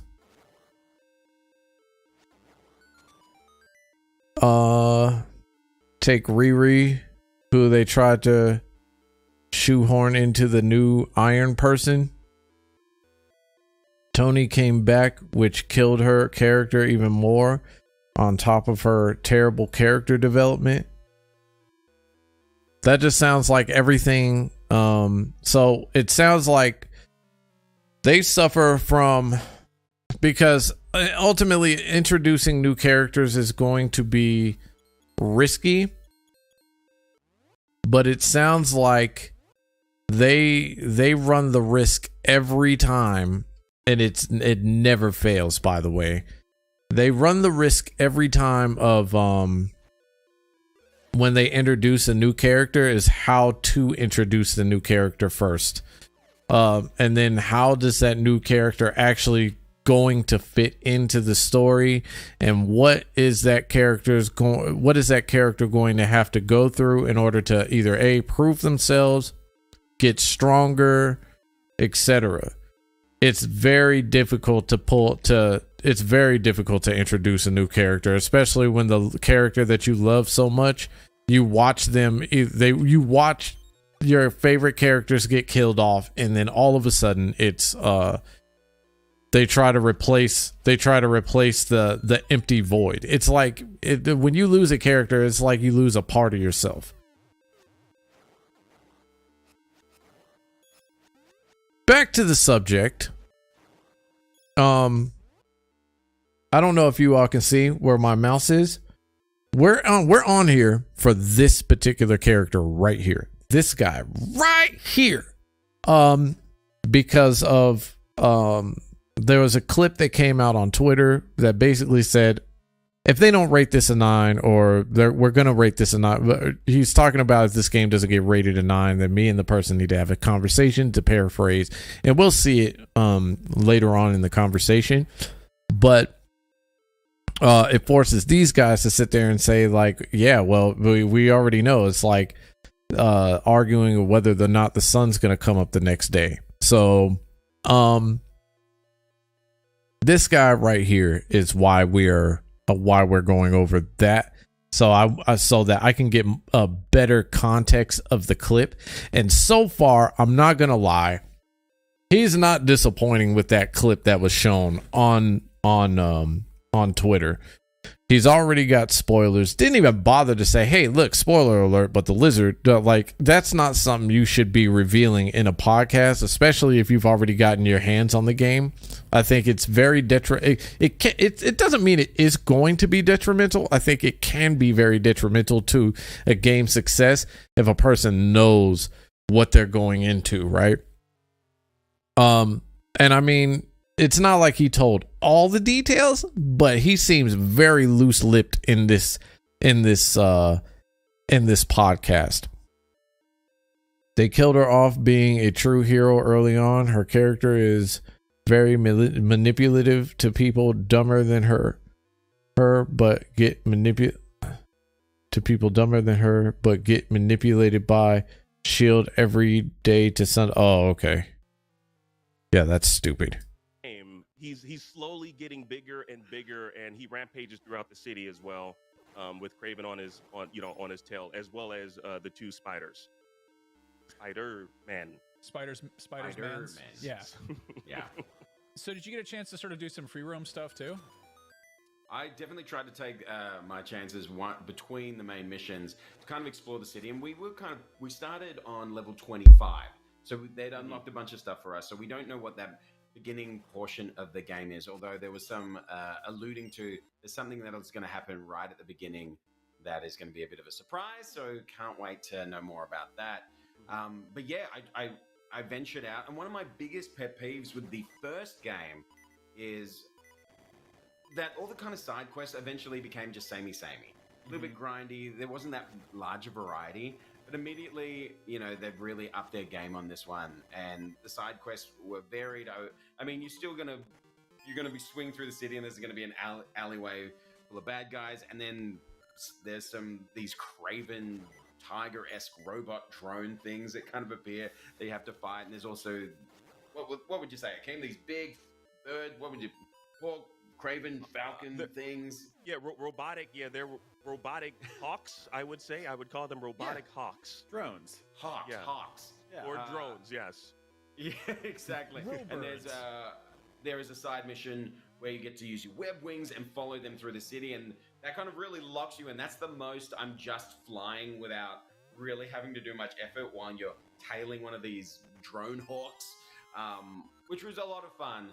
And I just recently re-platinumed the Spider-Man Remastered because I knew once this game comes out, what they're probably going to introduce, I'm never going back and playing that game. And that game was one of my favorite games of all time. So I wanted to make sure I get that last playthrough. That's kind of one of my points that I made for the last Spider-Man 2. Like, is that it's not a game that has replayability. Like, there's no value, there's no reason to go back to it. So it's gonna be like one of those games that's like one and done, right? Which is it seems to be a pattern for most Sony titles at the moment, or well, for the last like 10 years, where it's just like they create like these epic moments, but they don't give you any reason to actually revisit them because they're so drawn out. It's like going to see one of your favorite movies nowadays and just being completely disappointed in the fact that it's so good, but do I really want to rewatch it again? And I immediately felt the difference. And it's always a challenge when you go and play the first iteration that's about to get a sequel. Am I going to get fatigue when I go and start playing this new game? And I just wanted to play more. I couldn't wait after I left this playthrough I cannot wait to keep going. Do you guys feel like I know over on Nintendo Voice Chat, our rival show, we talked a lot when Tears of the Kingdom came out. We talked a lot about how it put Breath of the Wild in a weird spot where it was like hard to go back to. Do you feel like Spider-Man 2 is going to do that for the first Spider-Man game and Miles? I feel like it'll definitely do that for the first one. Like, honestly, like if you're playing Spider-Man 2, there's no reason to go back to the first one. In my opinion, there's just so much. There's so much to chew on with the sequel that honestly I don't see why you would want to go back. So it took me, I think, on average for this demo, you can probably play through it for about like an hour and 30. It took me 2 hours to finish the demo, just because that's just how I am with games. I died a lot of times fighting the lizard. But after you're finished with it, you can actually jump back into the game and you can just traverse the city and you can do like some side missions and whatnot. There's customization as well. They allowed you to actually customize. So as we all know, there's 65 different costumes in this game. I of course had to rock the Tobey Maguire black, symbiote suit. And for Miles, I used the 10th anniversary costume, which we saw it was Miles Morales Spider-Man issue number 30. And each of those costumes have variants of each of themselves. So it's like just a different color scheme, different colorway, like they're like Nike high tops. Right. Yeah, they're Jordans that I keep buying, even though they're the exact same shoe, but they're slightly different colors. I dig that a lot because I actually haven't been super in love with a lot of the suits we've seen, but I feel like swapping out the colors on them might help go a long way for me. But I'm also like, I played the entire first game with the animated suit, And so I'm just hoping. I don't know if we've seen anything like that just yet, but I want something kind of like, you know, kitschy and classic when it comes to Spider-Man for this stuff. I'm hoping there's some goofy surprises in there. You know, like I'm definitely, you know, into the, I don't know, the Sam Raimi throwback stuff. Like I think there's something to sort of to feel like you're playing a new version of an old game in a lot of ways. You know, like this is my child. I would love to get like the Spider-Man animated series, like the original character model in there. Like honestly, I would hope they'd have something similar to that, as well as like what they did with Miles Morales, which was the Spider-Verse costume, and it also had those added features of like, you know, it was kind of jittery and whatnot, kind of like, you know, like the animated movie. I'm hoping that they're going to have something. They're going to bring that into this game as well. I just have to say overall, I'm in love with this, and I'm going to predict it right now. Yep, here we go. We here at IGN, I say we, but it's going to be one person that's reviewing this game. I say we here, we're going to give this an IGN 9, and if we don't give it a 9 or higher, then I have an open invitation for the person that is reviewing this game to come on Beyond and let us share words with one another and talk about whatever you're going to give. Akeem, hold on. They're going to do that no matter what, Akeem. That's regardless of the score they give it. They're going to come on the show and talk about it's the biggest PlayStation game of the year. They're welcome to come talk about that, but also it's a weird bet. I'm giving them an open invitation. I can't. Can I give them that? I'm just no, but it's like you're betting that the sun's going to come out tomorrow morning. Wow, it's happening. Don't worry. I have an open invitation for the sun to come out. What you're inviting is an open invitation from the audience to kick your ass. From Dan Stapleton, I want to call out. You played a demo of you played a vertical slice of the game. IGN is not giving this a 9 yet. They might. I don't know what they're going to give it, but just to I like how they're trying to clarify that. Hold on, because when you have more context behind this video now, like it's like, oh, whoa, hold on, don't just give away our secrets yet. Like we don't want to just say we're gonna give the game a 9. Like, and like this guy is really in the middle of the show trying to play damage control. And he is just it is just absolutely ridiculous. The fact that this guy right here can't keep his fucking mouth shut. Like, keep your mouth shut, dude. Don't be giving away company secrets. Like, I would honestly be surprised if this dude still has his job. But another reason why I say like, I say that, will you pick him up? The reason why I kind of take issue with him is because of the simple fact that he is very he has little to no contribution. He doesn't really contribute to a conversation, if that makes sense.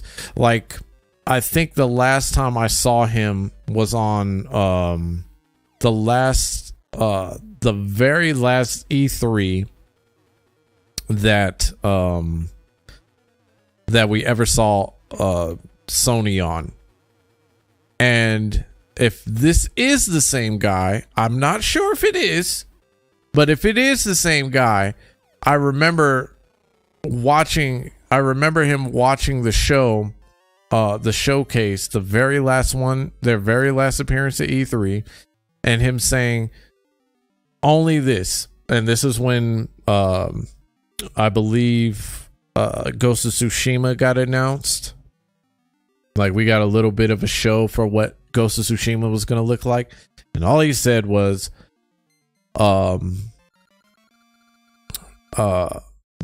sucker punch. Woo! And that was it. Like, that's all you got. Like, he had nothing else to contribute to that conversation. And I don't remember him saying anything else even after they were reviewing any other game. So this guy just seems like really loose-lipped. It seems like this guy is trying to put like a lid on his mouth, and it's just I just don't know. I don't know about him. I don't know. Should preface it. I should preface this. We did play a 6-week-old build of the game, so I mean a lot can change from now till when it releases. Obviously, you know, the reviewer's gonna weigh in whatever. I mean, like, again, like I played a preview of the game, So I'm just saying, I'm just so in love with Spider-Man. That's it. That's why I'm saying that, and I'm speaking from the standpoint of like just a hardcore stan of Spider-Man. No, I mean, like, I will. See what I did there? I will be surprised. I would be shocked if this is not a. The problem with you speaking like a hardcore stan is the fact that you're speaking at all in terms of review scores. And when you start talking like that, I mean, you gotta understand that like something like this would easily make somebody question it would easily make me, or at least it would make me question it anyway. It would make me question your publication, right? I would honestly be questioning from this point on whether or not IGN was like actually a reliable source at all. After hearing you say, we're gonna rate it a 9. If they don't rate it a 9, I'd like to talk to the person that whoever rated this game, whatever they rated it. I'd like to be able to have some words with that person. Like, dude, like, no, just shut the fuck up. Be a fan of the game, and to yourself, speak objectively. Like that's what people go to you all for.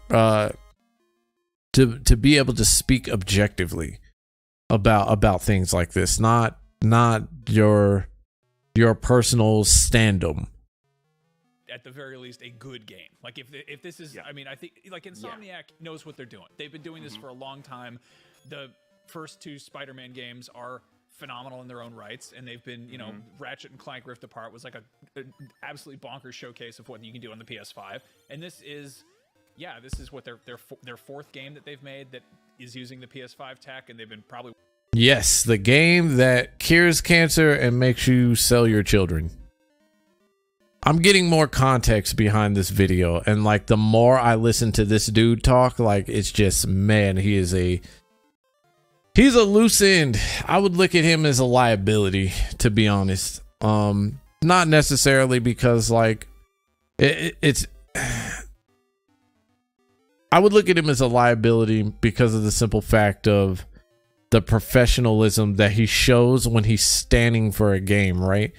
I think that if you're going to stand for a game, do it away from the job. Don't do it on the job. Working on it for a really long time. The thing that really jumped out at me, there's a great write-up. I think Taylor Lyles did like sort of a deep dive on the tech side of things over on IGN, and they point out that like when you're flying in the game, you are moving 3 times faster than you could ever move in the previous games. Like, just I think to have like that level, that number on there, just like you're 3 times as fast, period. Like that's which is, and like when you do like a full slingshot thing and you like catapult yourself up in the air, that sounds really fun. That sounds like really like it's gonna be a good time. But I do kind of worry about what you're talking about. So a faster version of the same game with a little bit more added on to it. We're like going back to Miles Morales or the original, whether it's remastered or otherwise, it's gonna be an adjustment, and I can't help but feel like now is the sort of the time for anybody who has any, I don't know, like I don't think I finished the DLC, like maybe I should go mess with that now. Like I feel like that's a fair warning. I think a lot of people are going to replay the older games to kind of get Roxas, hold on, you're here because I have a little bit more context now, and I have questions because even me playing having played the first 2, I remember this. I might remember this a little bit more different. They said that perfect parrying equals meters to your special attacks or something like that. Wasn't that a thing in the first game? I could have swore that was a thing in the first game where if you did perfect attacks or perfect parries or something, your meters would go up. A certain meter would go up for your like special attack or something like that. But they talked about it like it was brand new. If that is the case, if it is the case that was in the first game, because I remember that being a part of the first game. If you got any unfinished Spider-Viz, this might be the time to go back and do that, because I think this is going to be one of those technical leaps that makes the other stuff sort of hard to go back to by comparison. 100%. Like even like let's talk about just Miles Morales. So like even we remember like how we would you'd have to move stealthily across certain pathways in Miles Morales. But it's a fixed path. In this, where you can create your own paths in Spider-Man 2, which was just like a great feature. It's like, I want to go this way, I want to go that way. I don't have to jump on a certain. Oh shit, you're in the Discord. Holy fuck. All right, hold on. Let me bring you in. All right, here we go. Can you hear me? Hi, I can hear you. Okay, there we go. All right, so I thought perfect dodging was a thing. They're saying like pairing adds to your meter or some shit, and I'm just like, wait, isn't that the same thing as like the first game? A little bit. I don't know. I haven't really seen the mechanic in this game, but it's not necessarily new. Yeah, that's what I'm saying. Like that's basically the first game. You just added something extra to it. That's what it sounds like to me. But maybe I'm crazy, right? I don't know about that. I think it sounds the same. Have you watched this whole podcast? No, I haven't watched the whole thing. I think it's interesting, like, to watch it, because I was trying to get more context behind the clip that was on Twitter, because I think it's like really easy to take a clip and just do whatever you want with it and take it for however it is without actually listening to the whole conversation. Yeah. So I think so far I'm not disappointed in what I'm hearing from that clip, because this dude is very, very loose-lipped in his speech patterns here. And even listening to, like, if you go further beyond where that clip ends, he seems to the main host seems to be trying to put a lid on this dude's mouth. Maybe they should just cut the podcast. It's hard to do that, though. You have to remember too, like, this is a really big podcast, so people are gonna well, I don't know how big it is looking at these numbers, but it's definitely it seems to be under a big public, it's under IGN, so they can't just cut the podcast whenever they want to. They actually have to keep the show going in order to put a show out as a whole. I need to do this, if that makes sense.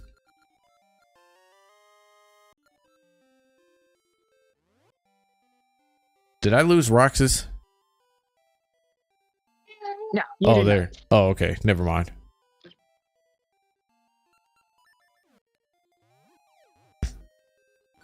So it's not like they can just cut the show whenever they want to. They actually have to keep the show going.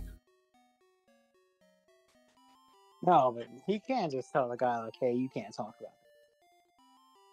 it. I mean, but that's for that's pre-show though. Ooh. Yeah, they just let this guy go off the rail. I'm not so sure this is the same guy either. I'm gonna have to look up the post E3, the post E3 show with the guy that was talking Sucker Punch. I don't think it was him, because that guy did not have anything to contribute to the conversation. This guy seems like he has more to contribute to the conversation, maybe a little bit too much to the conversation, to be honest, but I don't think it's the same guy.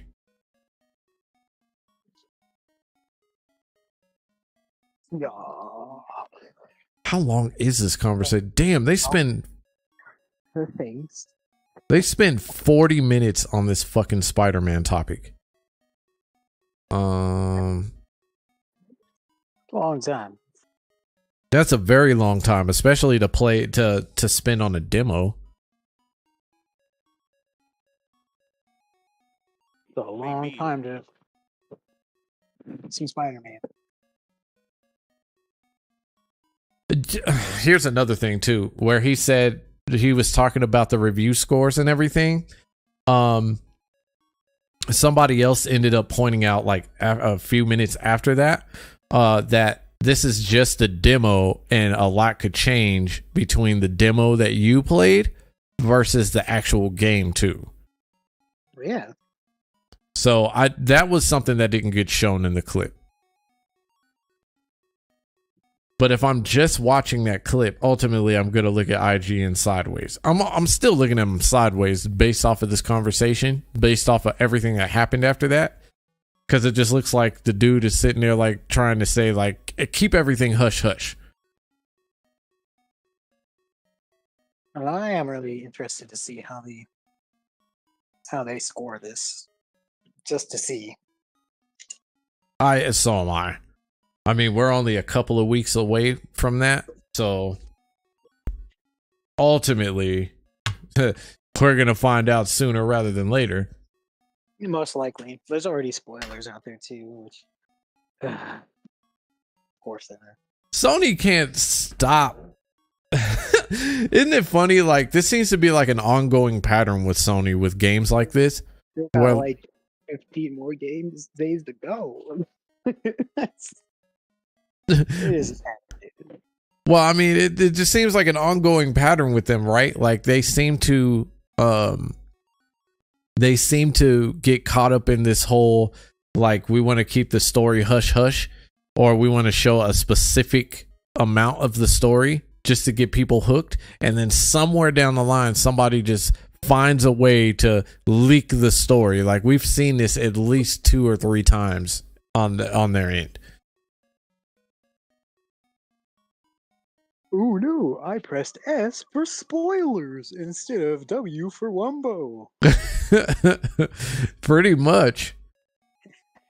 Let's see what else these guys have to say. I'm curious. Like so like we're looking at right now, like that's a pathway you can create on your own. And if that's so this pathway thing that we stopped on, I want to touch a base that should have been a thing in the first game. It's going to be hard. It's going to be a hard adjustment if you going from Spider-Man 2 and being able to do what we're seeing right now, creating your own pathways, to going back to Miles. And I kind of thought that was a thing. If it wasn't, am I wrong? I don't know. Like, they don't really do a good job of actually explaining what they're really talking about. But that's the context conversation that we normally have, though, right? Like, where it's just like, you're not good. People don't seem to be good enough at telling you like why they love a game, or why it's or what makes the game so great. What makes the mechanic as good as it, why you're in love with it, what are your experiences. They're not good at talking about that, right?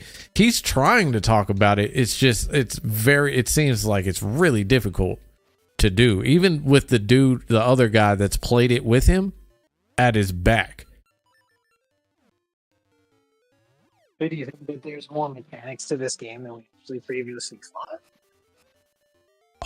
I mean, we already know there's going to be more mechanics to it. It's just whether or not it's more or less the same game, right? You can add on as many mechanics as you want to, but if it's going to play the same, and what I mean by that is that if it's going to be the same wash, rinse, and repeat side quests that you normally get and that you got from the last one, I just don't see how that's possibly like makes the game any better other than playing through the storyline. Okay. No, I kind of agree. I don't really know what you add to this. Like, okay, so let's say you're a Fringe fan, right? Mm-hmm. Like you liked Spider-Man 1, but it wasn't like super your cup of tea, but you made it through, and then you played Miles Morales, and you're like, I don't know. Like, what is Spider-Man 2 really going to do for you that's going to get you back in there, right? I just don't know what it could do. I don't know if there's any mechanic in the world, or the pathway, or anything like that. Like, it's still Spider-Man. Which isn't a bad thing. It's gonna be a good game, but it's just still Spider-Man. Yeah, because the stories are good. It's just, man, I don't like everything else around it. Like, trying to... I guess for me, like, trying to...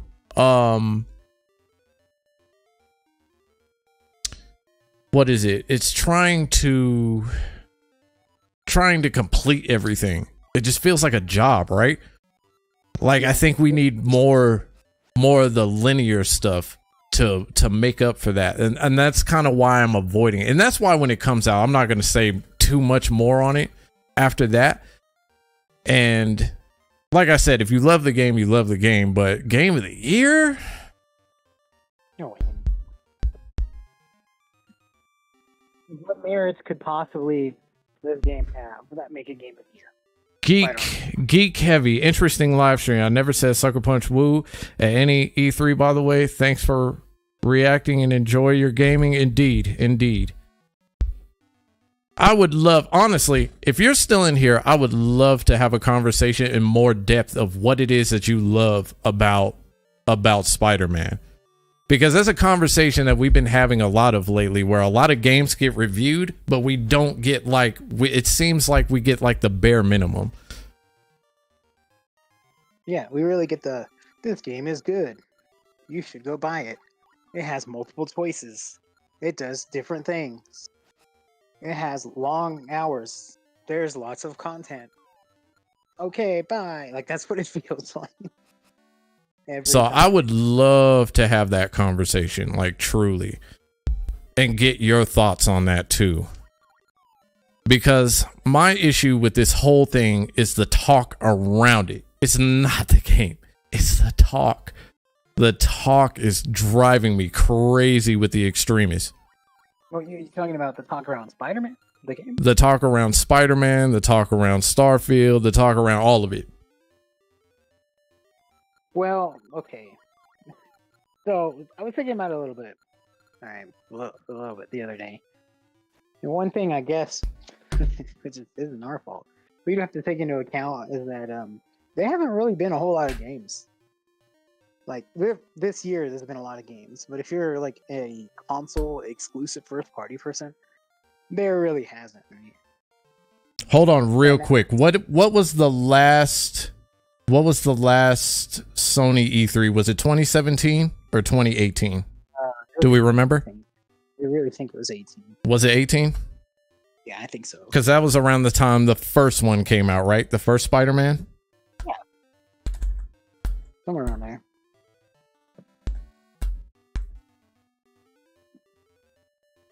But I mean, this really could be, a bunch of different mixed emotions, right? Like, this could be it even waiting for a first-party game for basically 12 months. And just kind of hype. Because before this was the GT7, right? I think so. And it was a really quick showcase, too. I remember that much. Like, they were just kind of breezing through everything.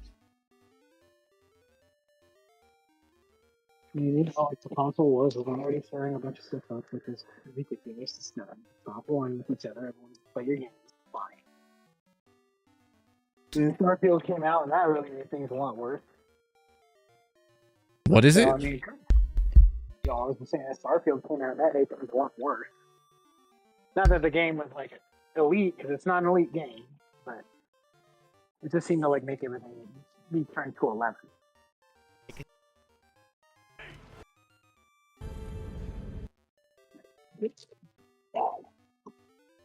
I'm trying to find the timestamp on it. What's that stamp on your turn? For the post show of 2018. Where is it at? Oh, my gosh. oh, did I just pass it? Yeah, this is definitely a different guy. Oh my goodness. This is definitely a different guy. It was definitely a different guy. I think I just passed it too.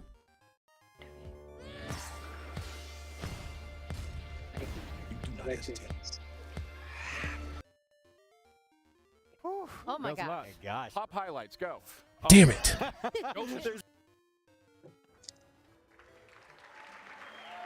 This was a very quick showcase. Oh, this game better cure cancer. Just saying. Oh yeah, it's gonna make you sell your children. Oh, dude.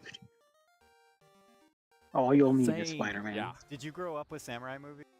Right here, just a couple of minutes. All right, let's just listen to the whole deal. Talk about two.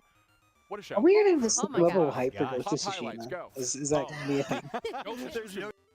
What is it? The hype for Ghost of Tsushima? Saying, like, are we gonna have the same level of hype for Ghost of Tsushima too? I feel, you know what? I'm gonna be real. I feel like Ghost of Tsushima got robbed, Ghost of Tsushima did get ranked. 1000%. and that was me being iffy about Ghost of Tsushima, right? If we ranked every single Sony exclusive for the past 3 to 4 years, right, it would literally go, I think, let's see here.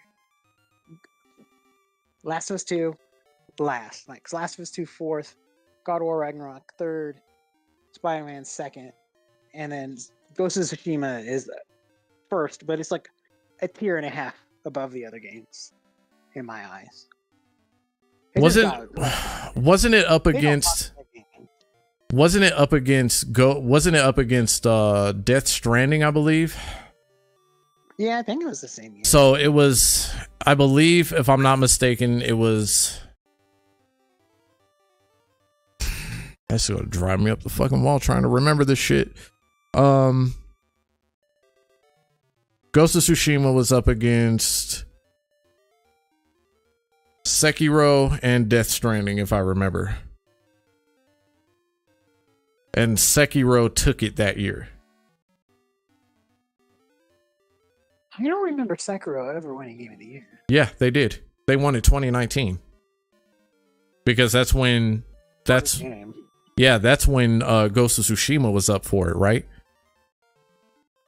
But Spider-Man came out the year before that. And I don't remember who took it that year. Not Spider-Man. But yeah. I think at that time,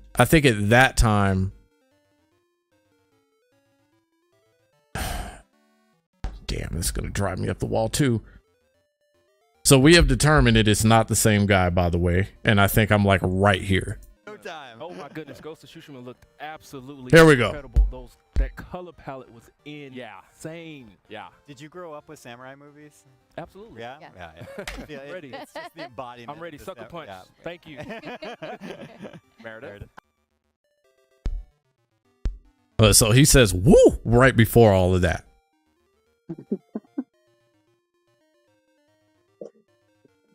Damn. Now who took it for 2018? Because I remember, because it was released in 2018.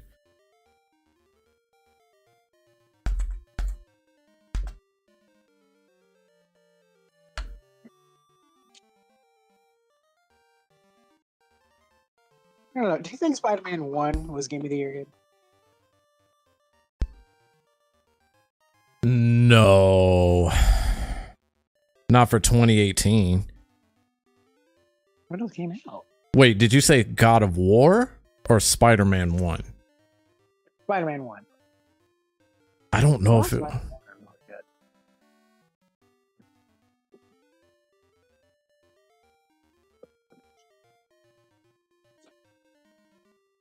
Here's the Vice President of Blizzard Entertainment, Jeff Kaplan. So it's saying God of War 1 2018. Oh, so it was God of War 1 versus Spider-Man. That's what it was. Let me see. Because that was one of the years where it was like, I think Red Dead actually got in barely. Like Red Dead hit that threshold for when games are supposed to be eligible for Game of the Year. And we were all shocked about that one. Little walking simulator. The game is actually really good though. Oh, Odyssey was up too. I remember. Which honestly, like Odyssey was actually pretty good. I mean, regardless, like the same wash, rinse, repeat. I think that was after that, and after playing Ghost of Tsushima and doing so much in Ghost of Tsushima, that's when I started to get tired of open world titles. And I think there was talk around that as well, around that same time.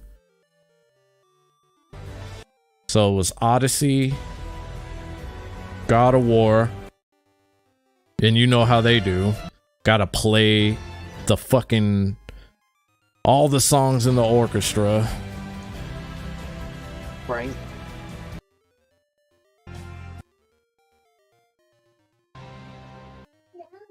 Red Dead Redemption 2. And then Spider-Man was up for the runner. So Spider-Man was up against a hard hitter. That was 2 hard hitters at that time. But Spider-Man got old really fast. Just saying. So where are we at? This is the showcase. We're going to back up. We're going to go back. Because like I said, it was really easy to take a video take the clip out of context, but hearing more, like I wish, like it just seems like, so I didn't know that this was just a demo until then, but the way that they made it sound was like they were playing the full game already. Does that make sense? Playing the full game already, or they weren't. Yeah, I thought it was a demo. Or I thought it was the full game. And I'm like, whoa, why are we giving spoilers away that fast? So now that we know that it's a demo, even then, the point was brought up that this game could change between the demo that they played and the actual game. But regardless, it's just like, to predetermine ratings is crazy. That shit is fucking insane to me, to just predetermine that shit. Yeah, you can't do that. But then, all right, so then let's have the talk around that, because ultimately we don't see it as a 9, but we don't see it as what? What don't you see it as? I don't see it going below 8. Or are we saying like we're just gonna prejudge it without actually like playing it? Yeah, fuck it. Why not? I test it.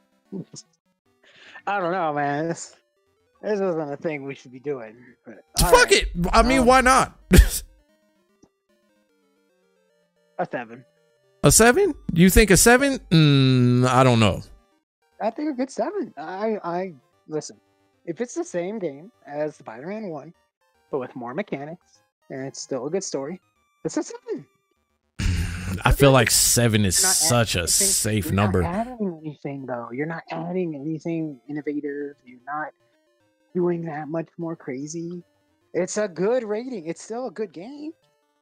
It's good. It's not elite. It's not great. It's good. 7.5. You really need to go that far. I'll give it 8 is what it gets ranked by other publications. If it gets 10 come out in between, it may be in an 8. I can already see how this, and this is speaking towards all the little loyalists out there. I can already see how the conversations are going to go if this goes to a 9 based off of Starfield. Because Starfield, like I said, Starfield did a lot more than we think it did. And Spider-Man's going to hammer that hard.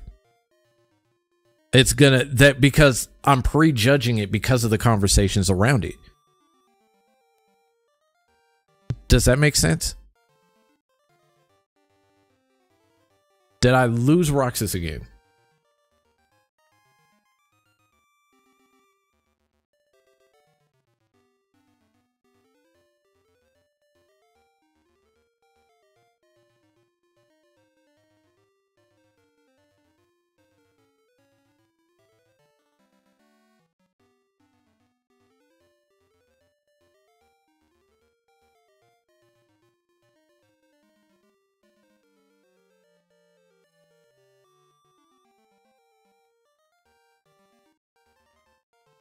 Anyway, Geek Kevy, I'm going to keep that same energy.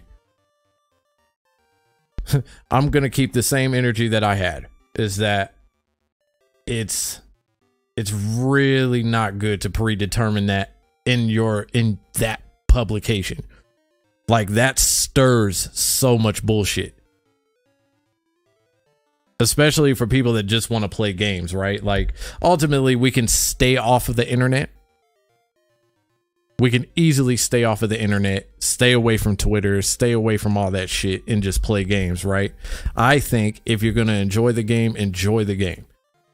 But determining a score has gotten the talks in the gaming industry, especially this year, with all of the fucking titles that have come out. It has become such a problem with this rating system and how we look at games and how we judge what is game of the year, what makes a game, what makes a game great is ultimately going to be subjective. And me personally, I think like the number system is just like trash. And to predetermine that this game is going to be a 9, like ultimately, you know, you're going to spark up so much bullshit around that.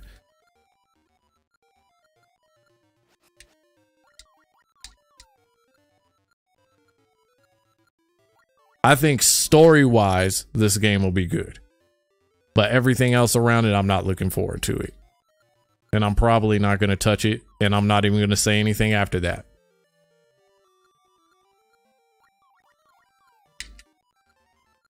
Oh, that's right. This motherfucker needs his gloves. Shit. Where the fuck are you at, Roxas? Watch his shit died. Yup, sure as fuck did. So I'm going to keep watching this video. Let's see. He was kicking people off roofs or anything, but yeah, there is definitely a different flow to his action. That kind of incorporates, but there's no morality system that we saw, I don't think. Okay. And not at all. The only morality system was just Miles being like, "What's happening to Peter?" Like that was pretty much it. It was just Miles. I don't believe there was a morality system in the first one either. Commenting.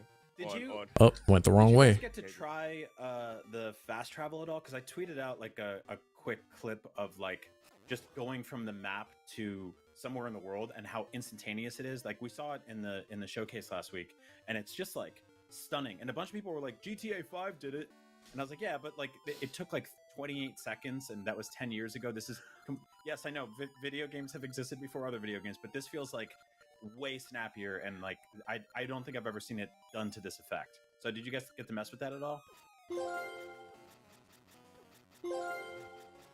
Yeah, see, and that was the thing. I was unfortunately, at least I did not. We weren't able to switch between the Spider-Man on the fly. But there were certain portions of the game where it's like you're playing as Miles now, and then it switches on its, it's just part of the narrative. Now you're playing as Peter looking for Dr. Connors. We didn't get to experience any of that, like switching between the two Spider-Men on the fly. I did read a really cool thing from Paris Lilly and Danny Pena, who did an interview at the event, and found out that like when you're playing as one Spider-Man, you might like accidentally bump into the other Spider-Man in the world who's just out doing his thing, fighting crime, and you could just kind of like tag in and kick some butt. I thought that was like, right? Like that's such a fun little detail. I love that so much. That's a thing GTA didn't do, right? Like I feel like you couldn't like aside from story missions, you could go to Michael's house. I don't feel like GTA is a perfect example of something to compare to Spider-Man, because while they're both open worlds, I don't know, like it's two totally different concepts. Ultimately there's going to be some similarities, but I don't know if that's like, I don't know if there's anything that you could compare that to. I mean, if that's the closest thing that you can get to, I don't know. House as Franklin and like shoot rockets at it, and he would call you and be like, knock it off, quit doing that, stop shooting my house. But like I never tried that. It's great, it's wonderful, but like that's the thing. Obviously it's an open world game. Like if that's a conversation, like that's something I would be questioning personally. Like Like, if that's the case, why didn't GTA 5 do that? Because they could have done that. It owes its fundamental existence to GTA on some level. Sandbox games were pioneered by GTA 3. That's not up for discussion. The whole, zoom out and then zoom into another character thing, yeah, that was pretty much introduced by GTA 5. But like, this is obviously trying to do very different things. That said, I really hope they borrow the thing where you jump to another character and they're in the middle of doing something weird. Like they're in their own, like when you jump over to Trevor and he's eating a hot dog out of the garbage, or like throwing up. I'm hoping we get that. I feel like they're definitely going to do something like that. I mean, like we saw like when they showed us last week in the State of Play, we saw like I think it was Miles or Peter doing like sit-ups on like a vertically on a building, doing like horizontal crunches or whatever. I hope we get one where Peter's sitting on that gargoyle and he's eating a piece of pizza upside down. I think that's a good one. Yeah, I read, I think it was one of the animators working on this game was saying, because somebody was like, oh man, I'm really gonna miss the subway sequences where like somebody would fall asleep on Peter's shoulder, or like he'd be reading a newspaper or something like that. And those were like really sweet and really endearing, and like totally optional, right? Like you could press the button and skip past them. But they said that like in lieu of not having those this time, like there'll be a lot of those like cut to another character and they're in the middle of doing something. So I hope they're just like hanging out on the rooftop eating pizza or working out, or hanging out in the comic book shop and stuff like that. Like, I think that's a given for a title like this, to be honest. I don't think they would ever miss out on the opportunity to show the more human sides of Spider-Man. I don't think you can make a game like this and not do that. I don't think it's possible. That's gonna be really people fun. Upside down. That would be nice. Yeah. Because that's a big part of that character. I'm actually really excited to see how like just the moment to moment of how like the New Yorkers are interacting with these characters, because like I feel like they got better and better with that over the last two games, where like people would be like, "Hey, it's Spider-Man," and they'd be like, "Can I get a picture with you?" And then other people would be like, "You almost killed me with a manhole cover." Yeah. Well, I mean, I made sure to walk around, and you can. I mean, I kind of noticed that in Miles Morales, but to be honest, and I think it happened in the first one too, but it wasn't anything that was like really, really impressive, if that makes sense. Like, because I was so engulfed in the story at that time, and then doing the other side quests and everything, like it was really hard for me to take notice of anything like that and be like, oh, well, that's a cool little detail. Like for me, like the details in the first one were the fact that in the first one, how they tried to, the details were in the environment, right? It was in the environments. It's what you could do with the environments, which died out after I finished the story and completed so many of the side quests. You can bump into people, and some of them stop and they just stare at you, and some people are like, "Hey, look, it's Spider-Man." I'm walking here. Spider-Man took that guy's pizza. No, I'm really excited about the stuff in the margins, and I think it's worth talking about the gliding stuff more, like the glide wings, the glide suit, whatever it's called. But like that, web wings, webdings, which is a font for you on your computer right now. Webdings. I will say this. I like the fact that they are at least staying true to elements of Spider-Man that need to be stayed true to, like the comics, right? I will say that. I do like that. I admire that much, but I don't think that that's I don't think that that's worth marveling at too much. I see it that it's gonna be pretty fucking frustrating to get past if you're not that kind of player. Come by my Spider-Man webwing. Sign my guest book. No, I'm curious to see, like, or I guess you guys could speak to this, but like, did you find yourself just kind of falling into flying as much as possible, or were you still swinging out of habit, or like was it kind of a little bit of each? Because like, I don't know. The thing that keeps coming to mind is Saints Row 4, where you didn't even get in vehicles because you could run super fast and you could like jump super high. And like, if this kind of backburners web slinging, web wall crawling to just fly everywhere, it's sort of, I don't know. I'm like, would Spider-Man do that? Spider-Man doesn't fly, sort of, kind of. It did. That's sort of how, like, remember, like, when you turn on detective vision in the Batman games, and where you were just like, oh, why would I ever turn this off? You just had it on for like 50 hours. I definitely think people are going to use it. I found myself using the web wings more than I was swinging around. But I mean, I was also in a demo environment. But you do lose momentum once you're in the wings, so you are required to kind of get swinging again to kind of get that momentum back up, go back into the wings. But obviously the map being so much larger, it is, it's a creature comfort. It is wonderful to be able to zip around so quickly. I don't know how necessarily they could have incorporated something, if we got rid of the web wings, to be swinging just a lot faster than we were the first game. Maybe it would have looked a little strange. But So that's an interesting point. I want to hear what they got rid of. What did they get rid of in the first one to add what they added? I think that would be more of a detailed.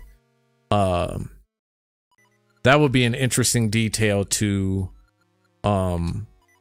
touch on. What did they get rid of? I want to hear that much. Yeah, I think they've handled it really well. The actual wind tunnels, they take a lot from Ghost of Tsushima, where you're like, where do I need to go? And just you see the the wind lines kind of trailing you. But then once you're in the tunnel, they give you those, the big circles.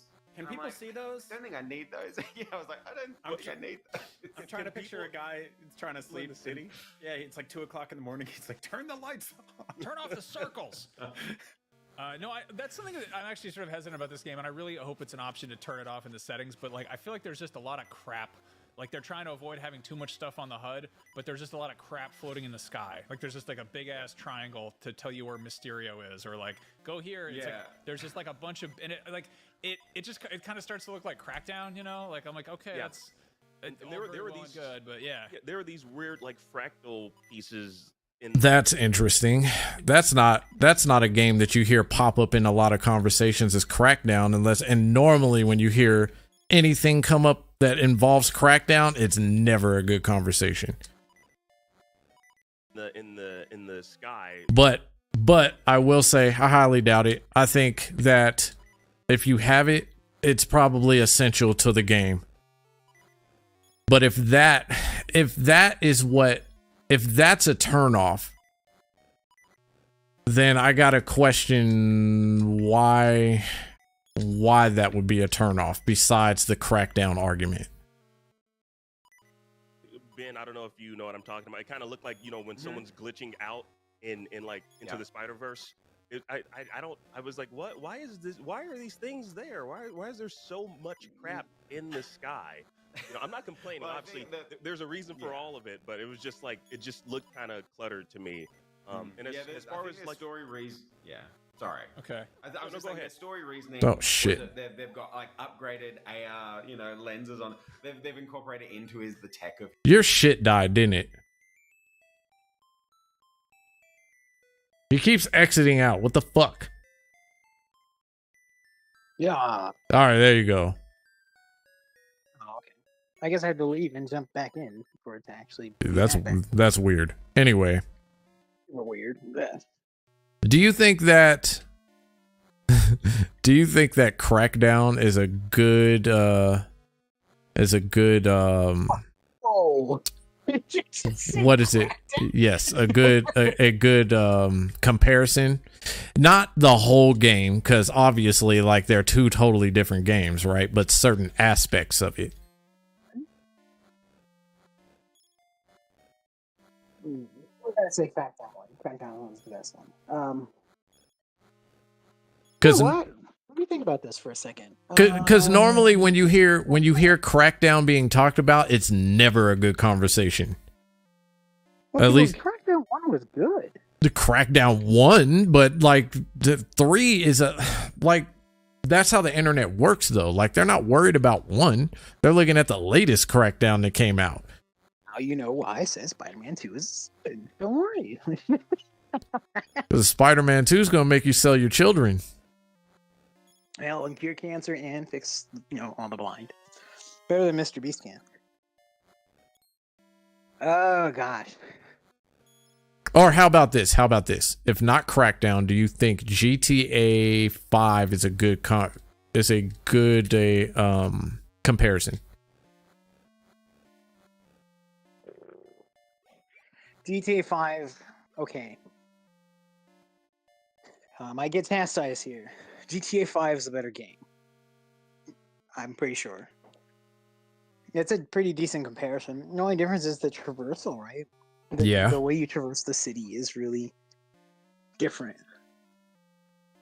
What makes Spider-Man 1 unique and 2 and Miles Morales is the way he traverses. Which if they didn't have, and that's kind of interesting, right? Like, so let's say they didn't have that in the game would be severely neutered, I kind of feel. If you didn't have Spider-Man traversing the way he does. I mean, but you have to have it that way. He's Spider-Man. That's literally part of what makes him Spider-Man. Yeah. So I guess that's why Crackdown might be a better comparison, because Crackdown doesn't have that, but it has like like leap, like 50 feet in the fucking air. Mm-hmm. But see, like with Crackdown, I could easily compare that to like Infamous or Prototype, right? Because that's what that kind of seems like to me. Okay, so which one's better? Now I'm gonna play devil's advocate here. Infamous or Spider-Man? Fuck, man. It's a good one, right? That's very huge, actually. It's a good one, though. That's a really good comparison, Why though. did everyone forget about Infamous? Jesus. I mean, I get it.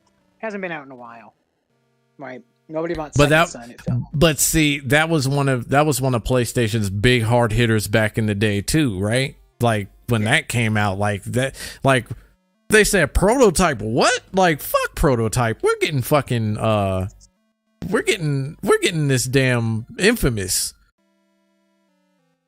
And so like it seemed like Prototype had like a huge hill to climb, right? When it came to gameplay wise.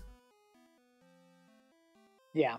So when you talk about Spider-Man, like their new like flagship, because like I said, it's gonna be their flagship, and they're gonna rely on it heavily.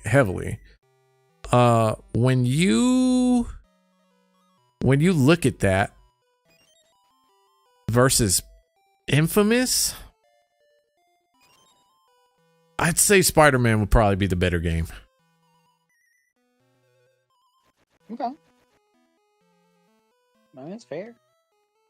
And I'm speaking as like Infamous had like a shit ton that you could do, but not nearly as much as like, or at least customizing wise, right? Like Spider-Man just offers that, where Infamous didn't offer that. And granted, that's like two different time periods, right? Yeah. So I don't know. I'd say Spider-Man would be the better of the two. What makes you say that? Like I said, like Spider-Man. Yes, for me, like Spider-Man feels more in tune. In tune with what it is, right? You feel like Spider-Man. It nails that. Yes. That's fair. It wasn't in any kind of way. I was just curious. Oh no. I get that. What would your choice be? Because now I'm curious. You wouldn't have brought that up for no reason. I actually feel like Infamous might be better. So Spider-Man nails being Spider-Man, but I think Infamous just gives you a better feeling of like something new, right? I mean, everyone knows Spider-Man. Infamous was really cool. Like, it was a cool origin story for a comic book character that wasn't actually a comic book character, right? So I just kind of resonated with the story of Infamous better. Okay. I could see that too. Yeah, like, I think it's really... If you're talking story-wise... Wait, because if you're talking story-wise, like, that's a hard one to choose between. I mean, they're both really good stories. pretty damn good. Spider-Man 1 is really cool, story-wise. I think Spider-Man 1 was a little long-winded, story-wise, though. I'm gonna cut some of that out, I think. What parts do you think they could have cut out? Because that, like, how you feel about Spider-Man is exactly how I feel about The Last of Us Part 2. I feel like it's like Spider-Man 1 had a really strong start. And then like I feel like they kind of juggled a little too much. Right. But I mean, I guess spoilers here. What the hell, right? You know, like the Doc Ock origin story was really cool. But they were just juggling too much with like Mr. Negative. I think that's his name. I don't actually remember. Yeah, it was Mr. Negative. You know, and then like the Sinister Six, like that was a cool part, but like I felt like that was just I felt like that part was rushed. I felt like they rushed. Then we had what was the fucking the forces that came in I know what you're talking about. I know exactly what you're talking about. I feel like all of that is rushed. If I'm looking at this storyline, like for the second, actually, ooh, because that brings up a new fucking conversation all as a whole. I feel like if we're not juggling and rushing through most of that we got in the first one, I feel like you could stretch it out. You could easily stretch that out into a second Spider-Man game before Miles Morales even came out.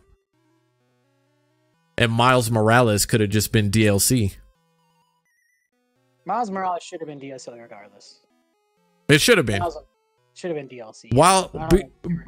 While it was like game length, it was a few hours long. Like I feel like they could have shortened that story up a lot. His story wasn't as compelling to me as like Peter Parker. And I feel like if they would have introduced him in DLC and then released this, where we might be having a different conversation. Yeah. And not to mention, we don't have the same game. We don't have the releases that we have this year. Like we're having a totally different conversation.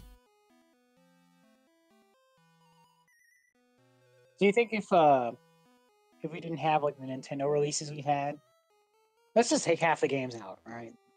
Let's say take Resident Evil 4 isn't there. Hold on, because let's take Nintendo out of it too. Because remember, I don't put Nintendo in the same bracket as Xbox or Sony. That's fair. So if we take out, go ahead.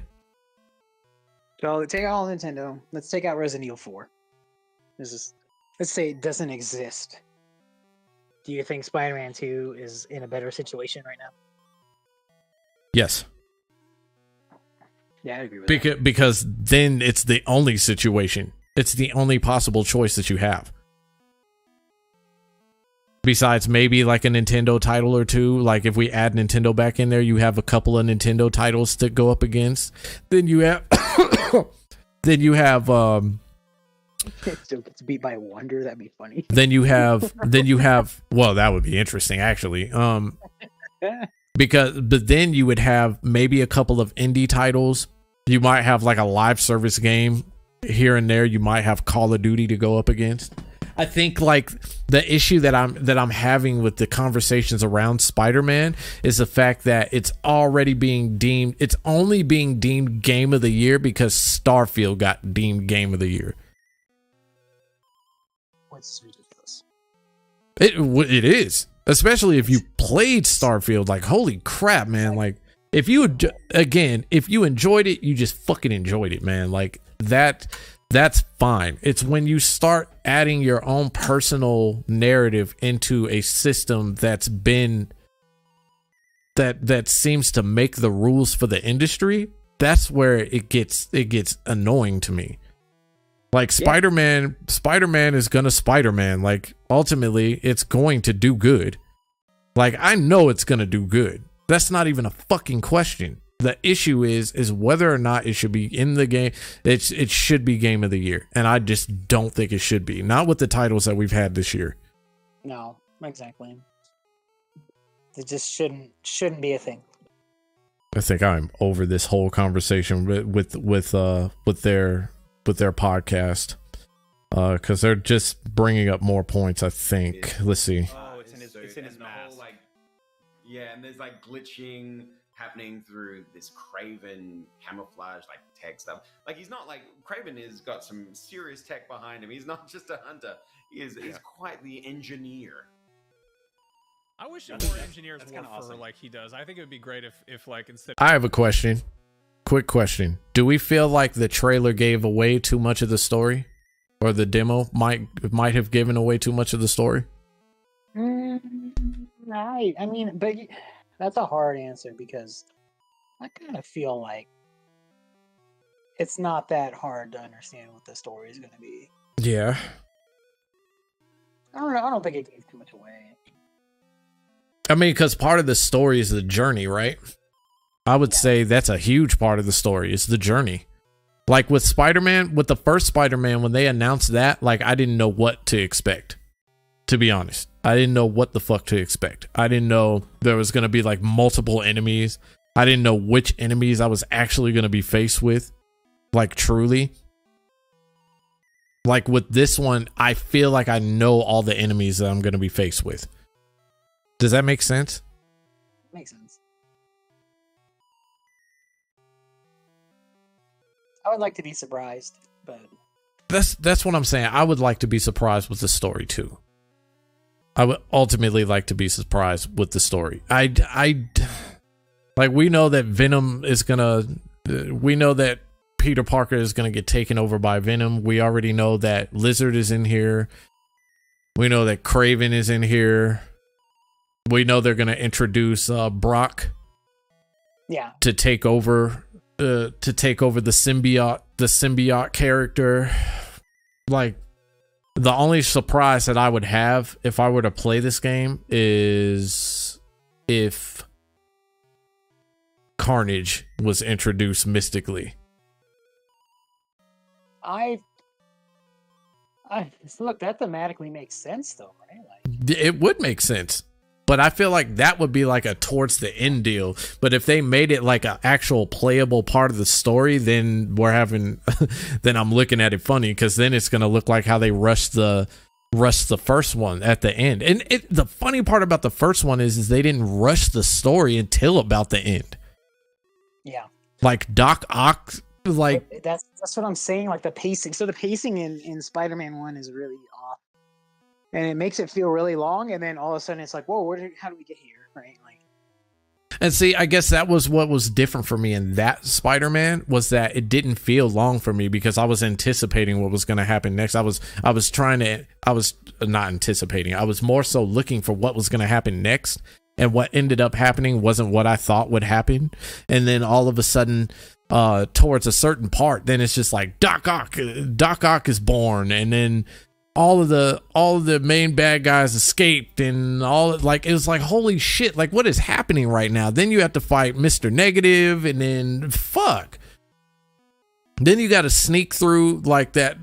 You got to sneak through the organization's little buildings and shit. Like it's like holy fuck, man, what is happening right now? Honestly, everything's happening. And I guess that's where I'm just like in this whole thing of like. It's a clusterfuck of I'm hoping that this story isn't like a clusterfuck of shit happening, and it honestly looks like it's gonna be that earlier on. Like you have Peter Parker and Miles Morales chasing Lizard. You have Kraven chasing Lizard. Peter Parker is fighting off the symbiote from his brain. Well, not necessarily fighting it off, but you see it taking over his brain. Like there's so much fucking going on at once.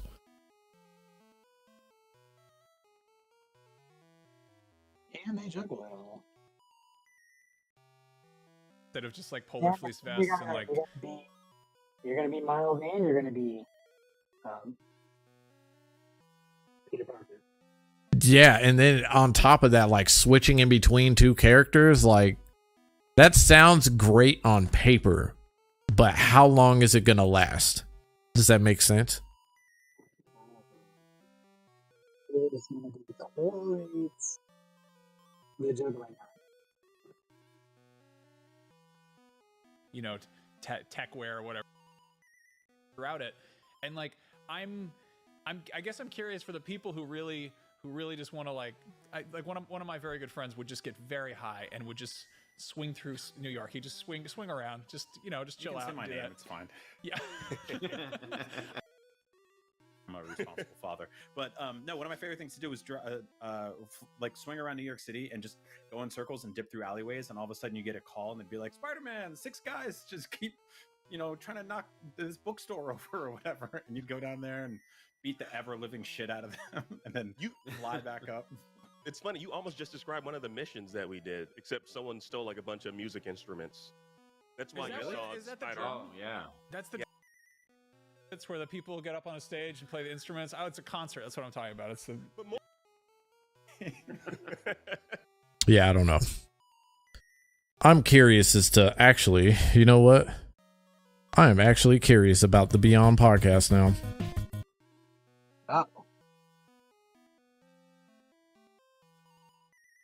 This should be an interesting conversation right here. The Last of Us The Last of Us multiplayer?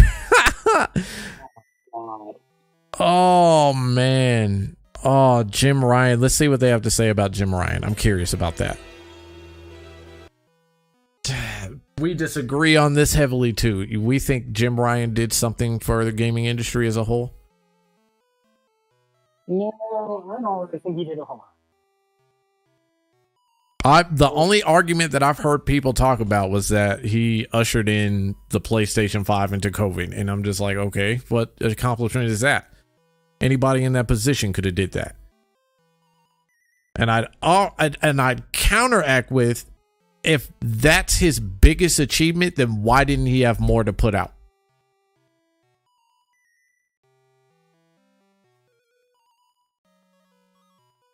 Well, they just want to be saying. Jim needed to get out of there. Like, the one thing I can appreciate is somebody being dedicated to a company for as long as he was. Like 30 years, like, man. But it just seemed like once and if you listen to like his speech about it being hard to manage a family between America, or going to America and then going back home to England. Yeah. Then what I'm saying about him checking out in his last 5 years makes so much sense. If you are just looking at that. But if you're anybody that's looking at it from the outside and looking at other parts, like the Sony hack, for instance, you had the Sony hack,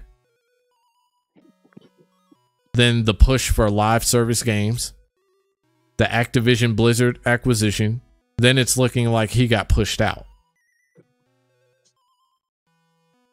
I just really feel like he did get pushed out. It kind of feels like that, right? Like he got an ultimatum. Like he got an ultimatum on top of an ultimatum. Yeah, like that's what it really feels like to me. Like the first ultimatum was, you didn't do so hot with preventing this Activision Blizzard deal from going on, and not much has really happened in the last 5 years. So either we push you out or you can retire. And then the second ultimatum was, we can do it quietly or you can issue a public statement. Yeah. And it would have been bad for the other way. It would have been worse the other way, I think. Oh, much. But he's not in office anymore, from what I understand. He's no longer in office. So he's just acting as, what position is he in again now? He's just like an acting head or something? Yeah, he's acting head right now. So I'm curious what they have to say about that, because I've heard the only accomplishment that I've heard truly, and I'm surprised, like Jason Schreier was like really shocked that a lot of people wanted him out of that office for as much detail as he puts into his stories. It's just like, man, you should have did some digging on the optics around this guy. Yeah, I don't know why he was so shocked. Like, it wasn't any secret. Like, how many times have people said, like, he just doesn't seem like he's in touch with the gaming space. Like, he doesn't even look like a gamer. He just looks like he collects a check. So let's skip this intro. I want to see what they have to say. The Sony PlayStation game console and video game ecosystem. We have all sorts of important business news to discuss, but also some silly stuff like They must alternate people between the podcast members, by the way, I think. I'm not sure if this is a guest speaker or not. Spider-Man shoes and foam stars, but we should probably address the wonderful, big, huge, loud blog post. That's the question. How do we think foam stars is going to hold up? That's gonna be garbage. I've heard nothing but bad things about it, and I might give it a whirl. I might give it a try, just to see. Might obligated to at this point, right? Like, yeah. That went up immediately after we recorded last week, which is the news that Jim Ryan is retiring, the head of Sony Interactive Entertainment, who has been with the company since 1994. He could have gone for a full 30 years, but he's doing it a little bit short, he's going to dip out in March 2024, which is, I think he started shortly before the release of the original PlayStation way back in 94. Can't wear out your welcome. Yeah. But yeah, he didn't get that platinum. He didn't get he didn't platinum PlayStation, so he'll forever have that shame. Wait, somebody say wear out. He wore out. You can't wear out your welcome. Did I hear that right? yeah, you heard that right.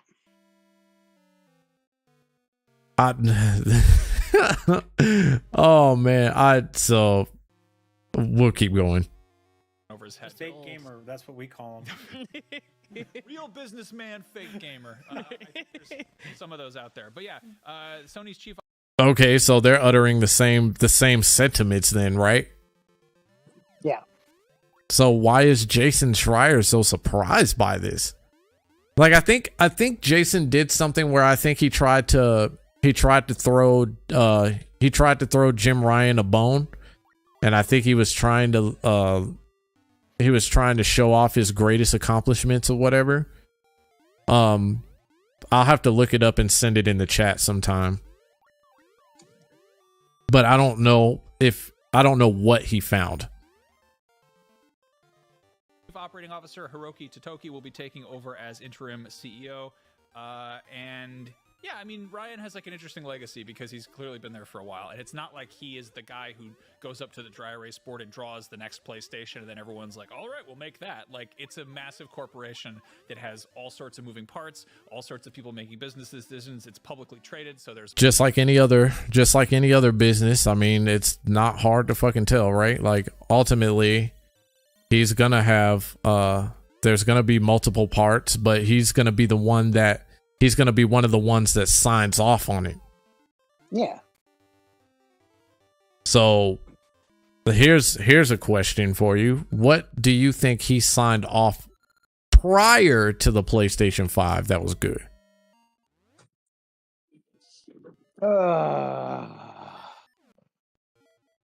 I don't know, because there isn't a whole lot of details about Jim Ryan. He wasn't particularly a big voice. Like, we didn't even know he was in the position he was in for like the first year. That's actually a good point, because I tried looking up his history. Like, I'll find more on Phil Spencer than I will on him, which is interesting, actually. Because I would think that Phil Spencer would kind of keep his life hush-hush, right? Being where he's at and how he's looked at in the industry. Like, he definitely seems like one of those types that wants to have like that good image, right? But Jim Ryan is really secretive, except for how he feels on Xbox. Like, he is not secretive about that. Very crap, I gotta get a shield. So let's see what they think, because it sounds like they're kind of trolling a little bit, but they might be uttering some of the same sentiments that people are actually uttering. Like, get Jim Ryan out of here. Ominous, a room full of just big sort of monolithic faces that just have voices like in Evangelion, and they're just like, trade that, to buy, sell, low, high, whatever. I don't know how business works. Anyway, but yeah, so Jim Ryan has sort of, I think he's got, people are relieved to hear he's leaving, which is, I get it. He's simultaneously can kind of take credit for the PS5 being a massive, massive success as a console, but also he put his foot in his mouth a couple times, you know? Oh, a bunch of times. Yeah. Yeah. How do we all feel? More than a bunch of times. What the fuck are we talking about? That dude fucking kept his foot in his mouth. Huh? If they get it, then why? What's the problem? I don't know. Said he got it, right? Well, I don't know if they have a problem. That's what I'm trying to figure out. If they actually have an issue with him leaving, if that's why I wanted to see what they had to say about it, because they seem to be like uttering the same sentiments that everybody else was, where it's just like he's just not the fucking dude to be running this company. And if he's not, then who was? Because like Sony has for the better part of a whole decade just been good at selling you like hardware and like the few exclusives that they kept.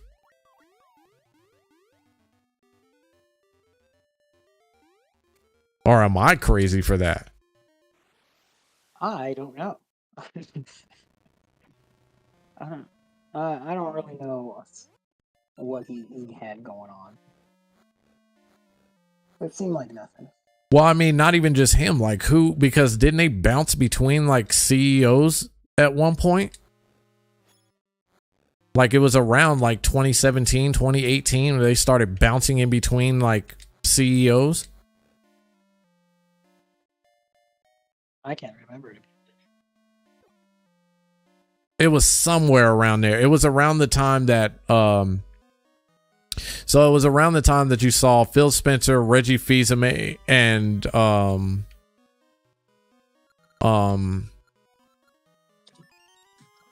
once CEO at the time, I don't remember who that was at the time, hit the stage. I think it was vice president actually. But you saw that, and we looked at that, and I think it was actually during the Game Awards too, ironically. Oh, goody. So we watched the three big wigs hit the stage, and I remember we were watching it, and it was like a beautiful moment because we got to actually see like unity between. Yeah, I remember that part. It was nice. Which it should have kept going. I think it should have kept going. But then in comes Jim Ryan, and then all of a sudden, like, PlayStation isn't on board with half of the things that it said it would be on board with anymore. Like, what happened? So he's like the only logical explanation for that, right? Yeah. The only thing I could possibly think of.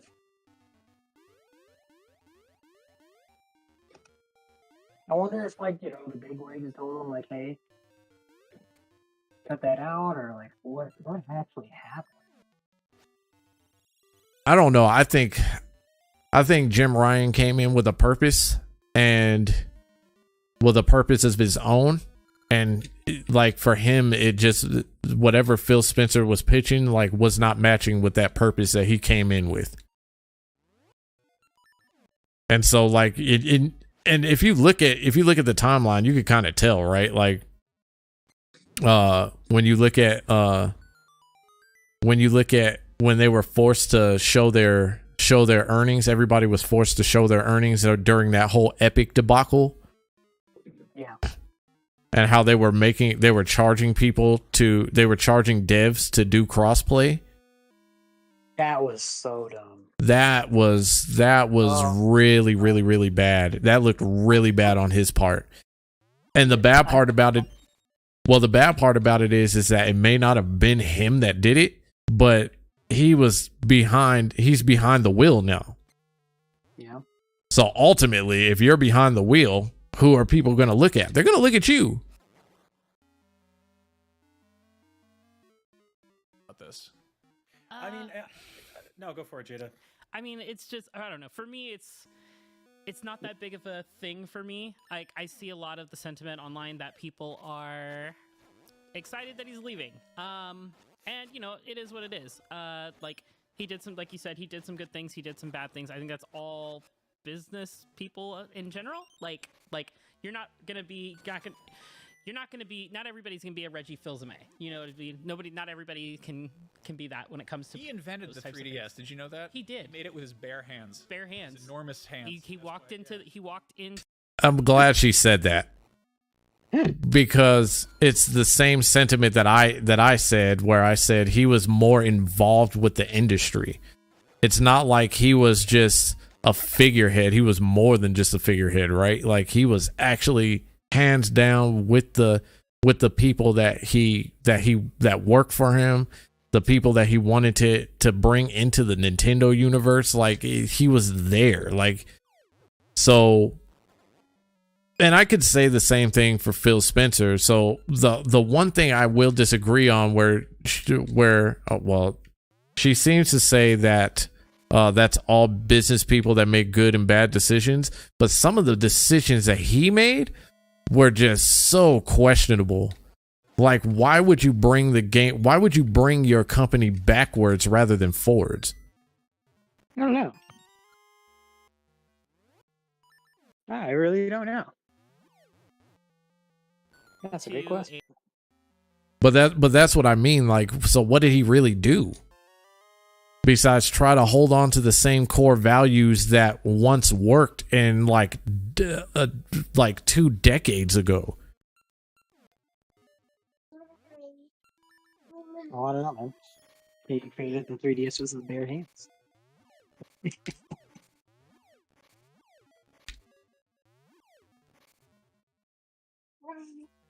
A production meeting at Nintendo, said my body is ready, and then he created the 3DS out of nothing. Kick ass and make 3DSs. Yeah, but no. But I don't like the idea of Reggie producing the 3DS from his body. Can we shut that down right now? Let's not run with that rumor, please not. Yeah, Heard it here first on IGN's #1 PlayStation show, the history That of is the not how 3DS. consoles are made. They're not produced by bodies. It's technically people- a handheld, not a console. But anyway, go on. Okay, but people don't lay them like eggs. They just appear. I was thinking more of just like creating matter from in his hand, but that's fine. You guys went further. You guys went Okay. making it out So you're of saying his he body. laid the egg in his hand? Okay, all right. So, I don't, we've talked about that a bit. Yeah, the other Max, big thing. Go ahead. It's worth pointing out that Jim Ryan said that like one of the reasons he's not working there anymore is because like he didn't want to travel, like the traveling got too much, and this is all the more reason that PlayStation needs an actual dedicated handheld gaming device and not this cloud bullshit. If they had made a Vita 2, I think That's funny that they say that too, right? Because that their new handheld is not getting the great reception that he expected it to get. Like, it is absolutely terrible reception that it's getting, and justifiably so too. Like, that is such garbage. Like, why? Like, I'll say this. If it could connect to, if it had everything that it lacks, well, actually, let me ask you this. If it has everything that it lacks spec-wise, do we look at it different? The ability to play PlayStation 5 on the go, Bluetooth and all? I think we definitely look at it different. I really do. What do you think the reception would be behind it, though? I think it'd have been much better. Like, I really like. Like- I think it'd have been a better reception. I think people would have been more interested. so like, Or even PlayStation Vita interested? Or PlayStation... I think people want the PlayStation Vita again. Well, no shit. Like, Vita was like one of their more underrated. That was one of their more underrated handhelds. Like, Yeah. PSP got more of a reception. If you look at the charts over the years that I sent, like, they got better reception than PlayStation Vita did. That's crazy.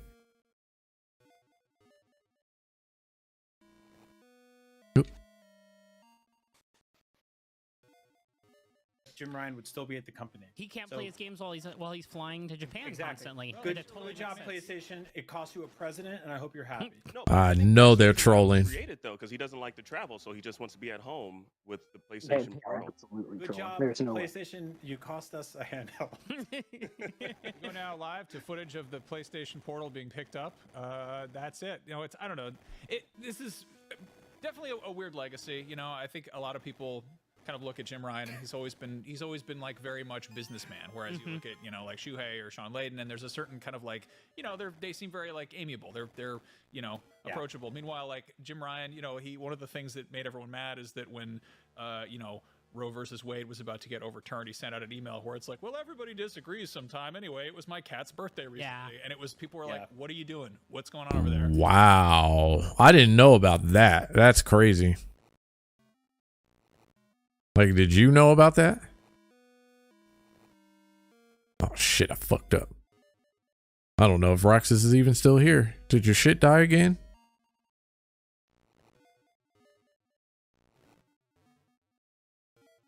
Yep, your shit died again.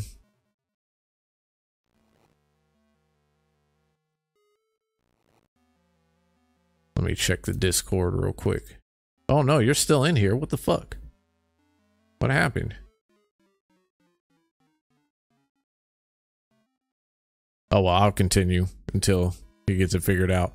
I didn't know about that. I didn't know he had like a hot take in the political space that he did. Or that's not even really a hot take. That's just, well, it might be. I don't know. But this is really bad. This is a really bad look on his part. Well, I think it's also like that's what he was doing. We have Sony, and I think honestly a lot of these companies, although I think like Xbox and Nintendo still keep the lights on a little bit. They've moved away from like the showcase or the stage show that is the conference that is led by a company figurehead, CEO, president guy. And in moving away from that at the exact same time, they transitioned over to Jim Ryan. Like those two eras almost overlap entirely. And so it's just like I said before, like you're getting handed the keys to the car and now it's your responsibility to drive the car, and now people are going to be looking at you. And so like then if you're thinking about this objectively, then you have to look at the accomplishments of the CEO that came before you, or whatever it is that they did wrong. And then your job is basically to come in and fix those problems, not come in and create extra hassles, right? I just wish that I had a list of things. I wish somebody could show me a list of things that they think he's done so that I can get clarity on what it is that is so special about about this announcement and why it's so surprising. Because it just seems like he had his foot out the door already. So you have like this lack of forward-facing personality. Right now we have showcases and state of plays that are largely guided by it. Huh? It just feels like he was just there. He spearheaded the PS5. That's all he did. But see, I can't even say that, because like I said, like what does it mean to usher something in, right? Like sure, he oversaw the PlayStation 5's induction into the gaming space, right? So to say.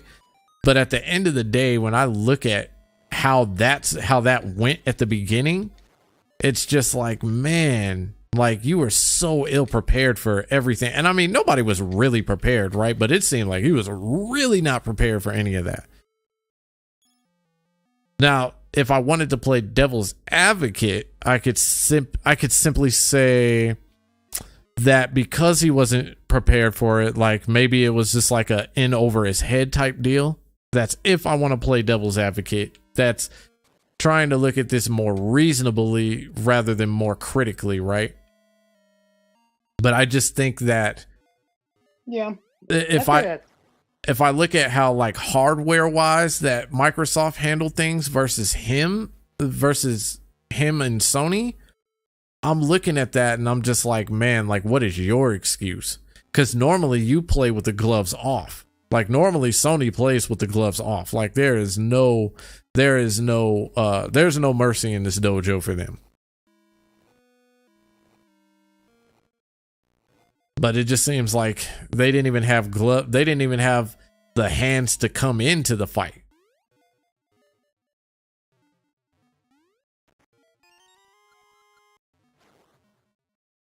Disembodied voice. It's like, cool, everyone's having a great time. Coming up next, it's about to get foamy.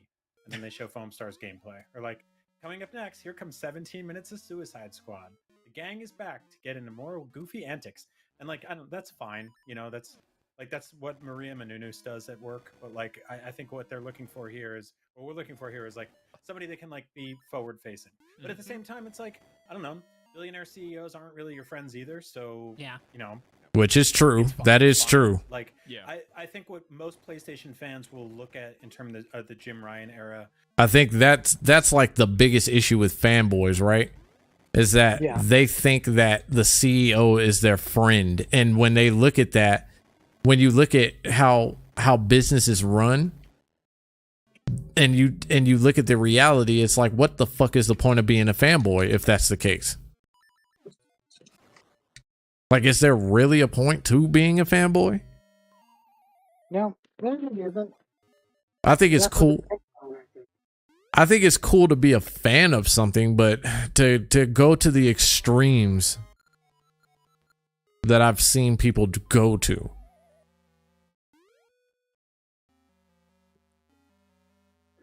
Is that it's, you know, while the PS5 is great, there's a bunch of great games out there and coming. His era of like sort of like leadership is not necessarily people's favorites. Although it's worth pointing out that there are a lot of people who have worked internally at Sony, both past and present, that had almost nothing but good things to say about him on social media. So like guys like John Drake, who were there for a long time, Sean Layden, who we were just shouting out, who's been like kind of like very candid on Twitter recently. They worked with him for a long time and really liked, you know, where he was and what he was doing. So I think it's worth shouting out that like he definitely brought a lot to the company for a long time, but for what the public perceived during his era was like not really great. I wasn't really wild about his. What is it? I said, did he really though? Like, did he really?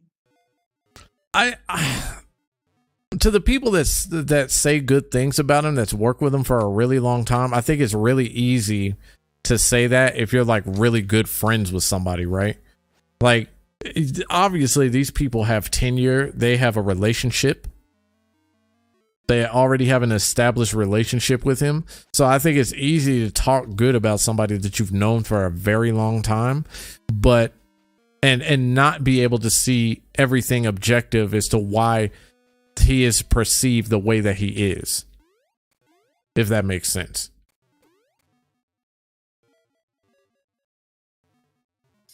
His bedside manner. And again, it's like he's not, you know, don't kill the messenger, that kind of thing. And it's like he's not like this, you know, all-powerful king of PlayStation who comes out and goes, do this, do that. I didn't ask. So after getting more context in the clip, right, from what you showed, what are your reactions to the actual video? I don't know, man. Honestly. Because like I said, it's really easy to just get a clip and then it get taken out of context without actually having real context. And I think it was listening to what he was saying, and I don't think they specified at the beginning that what they played was a demo first and foremost. But now that I have more context behind the video, I'm just like, holy shit, man. Like, you gotta ease up. You gotta fucking ease up on the tongue. Like, straight up. You have to. Because people already look at IGN in a certain way. Like, it's bad enough that your company gets looked at in a certain way, and this just makes it look worse. And it is very unprofessional to do talk like some of the ways that you were talking.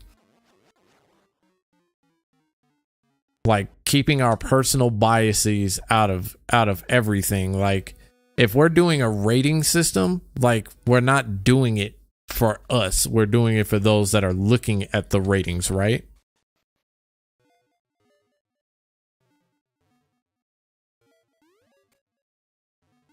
Roxas, you keep cutting in and out. Are you all right over there? What the fuck? PlayStation, like it's a lot of decisions that were, you know, I don't know if they're above his pay grade, but they're just being made in other.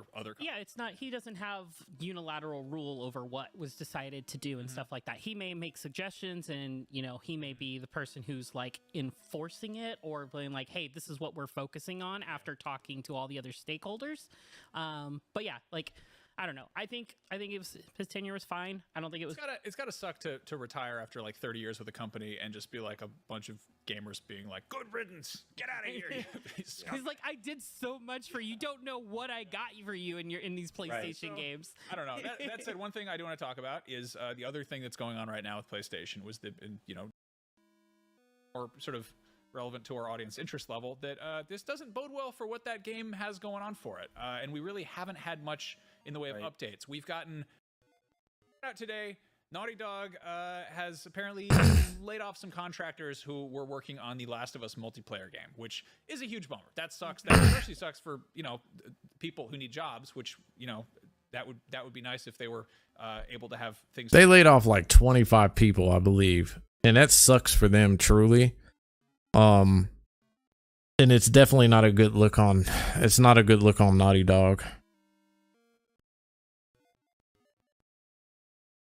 Later, they tacked on Battle Royale, and it became the biggest thing ever. And that goes to show you sort of how that the idea of a standalone multiplayer. What is their other stuff? Looked at, you know, side eye, like that wasn't like, why am I paying like almost like full price for a multiplayer, or paying full price for a multiplayer? Which Wait, means, what? like, oh, hot takes, love them. This is an official item that I got. Is it playing the beta? Yeah. I played the beta and I won this. Oh man. All I got, the sticker looks a little. all I got were VIP screens. Loose. I platinumed the beta. Okay, so you guys they keep saying beta. It's not a beta. It was a foam party. Okay. It was a foam party. Foam party that everyone was invited to, and only some people went to it. But the people who went to it, I think, liked it. Did you like it? I loved it. I actually had a blast. I mean, I've already made my thoughts clear. Like, I talked about it when I played it at PAX. I got to play it a lot more over the weekend. They had the 2 game modes, which was Smash the Star and then Happy Bath Survival. I pretty much played almost just Smash the Star. I played a little bit of Happy Bath Survival. But Smash the Star is great. It was a lot of fun. I got to try out a bunch of the different characters, not all of them. Rave Breaker, still my favorite.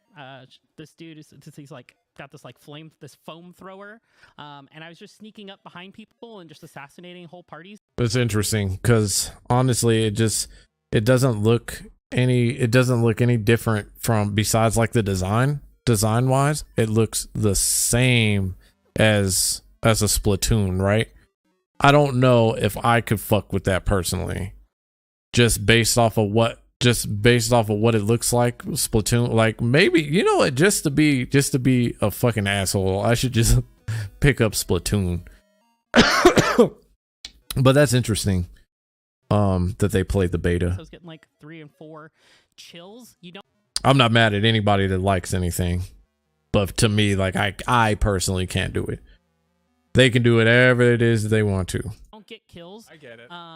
It's all about they make it very clear. If you played the beta, they make it very clear at the beginning, like, hey, we're here to have a good time and spread cheer and good, just like it's the vibe we're going for. We're cultivating. So there's no kills in Foam Star. You get chills, and so like you get multi chills or whatnot. Which sounds silly saying it out loud, but it's really cool. I really like the vibe too. It's got this like Persona flavor. I was not expecting it. Interesting. Yeah, that's an interesting take. Persona 5 soundtrack to it. Yeah. It's, if you just go to the page on the PSN store, it's. Remember? All right, so speaking of historical animals, Brian and I played a bunch of a game called Pizza Possum. We're going to talk. Thinking it might be one of those. Did I hear about this game? Or is it Pizza Tower? Spider-Man 2 Adidas shoes are coming. A pass there if they've shown enough. Okay. Not interested. Research. It's the new one set in Hawaii. It kind of makes sense.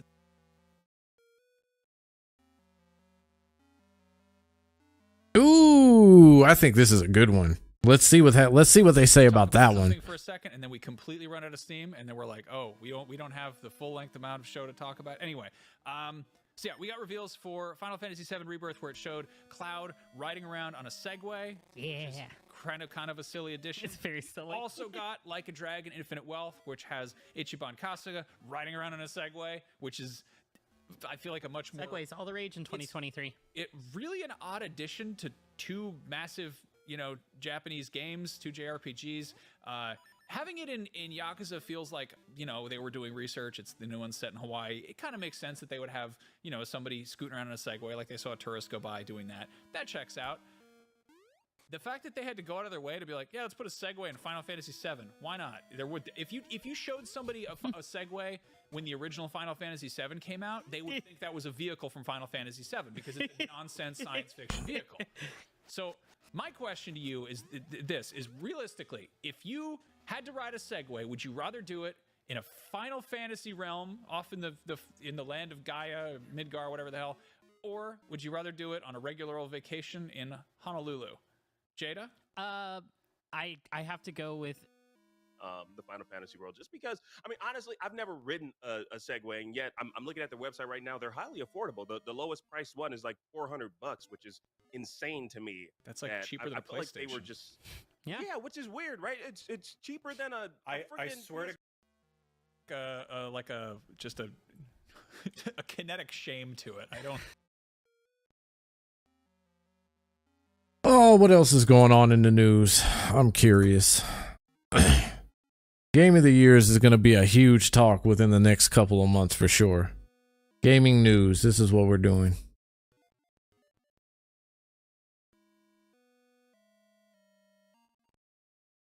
Hello, everybody. Welcome back to this should have been Overwatch. Overwatch should have been way over.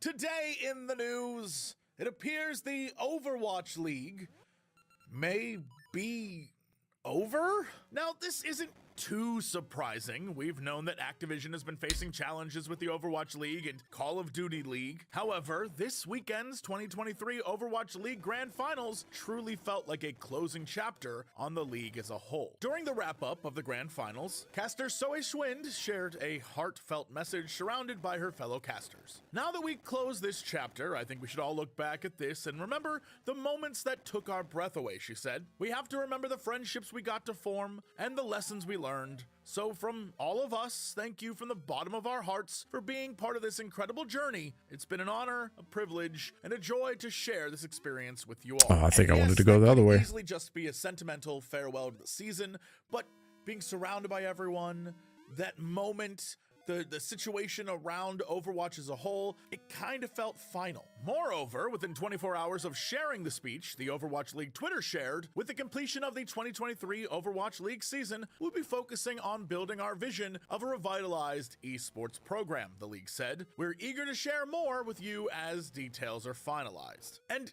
it's hard to imagine that just 4 years ago in 2019, the Overwatch League was at its height, with teams planning to move to actual cities they were playing for, but then the combination of a pandemic, interleague turmoil, Activision Blizzard turmoil, the lackluster reception of... There was a lot of stuff going on in esports. Like, there was a lot of allegations being made. There was so much shit. I think Evo was on the chopping block at one point.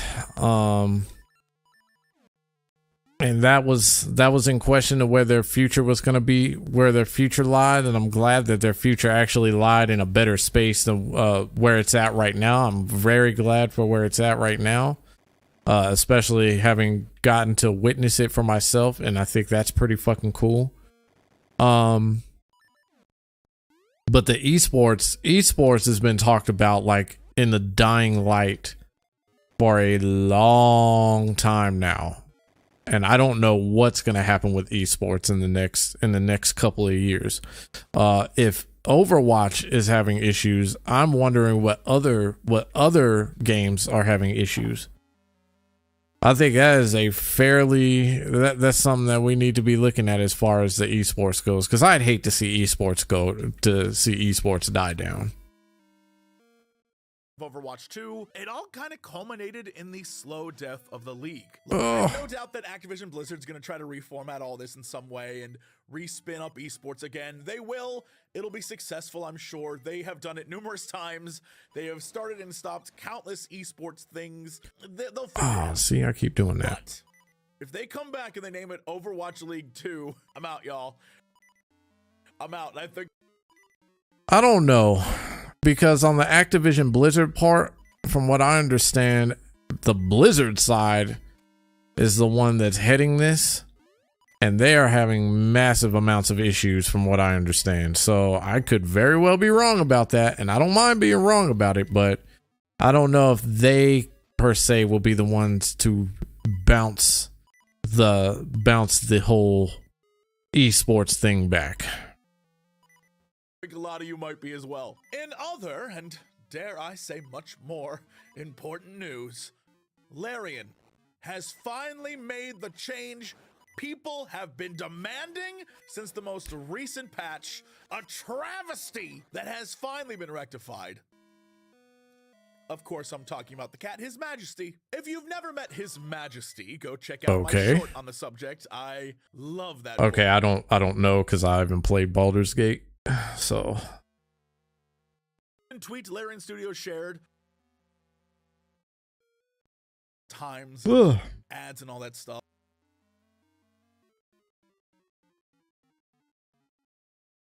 See, that's 2 days ago.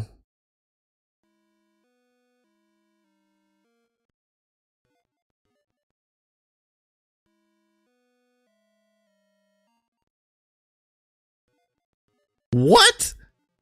Hold on. How long is Spider-Man 2?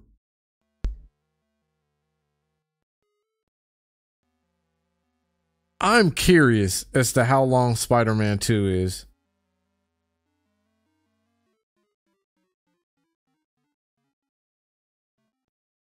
And how would anybody know that?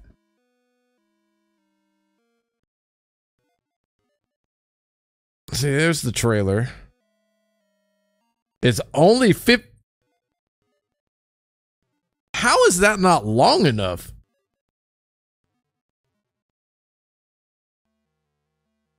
Okay, let's see. I'll admit it, I was wrong. Oh my goodness. So I have been doing some self-reflection in regards to my take on Spider-Man 2, and I think I've come to the conclusion, and it's a painful conclusion, but the conclusion is, nonetheless, that I was in fact wrong.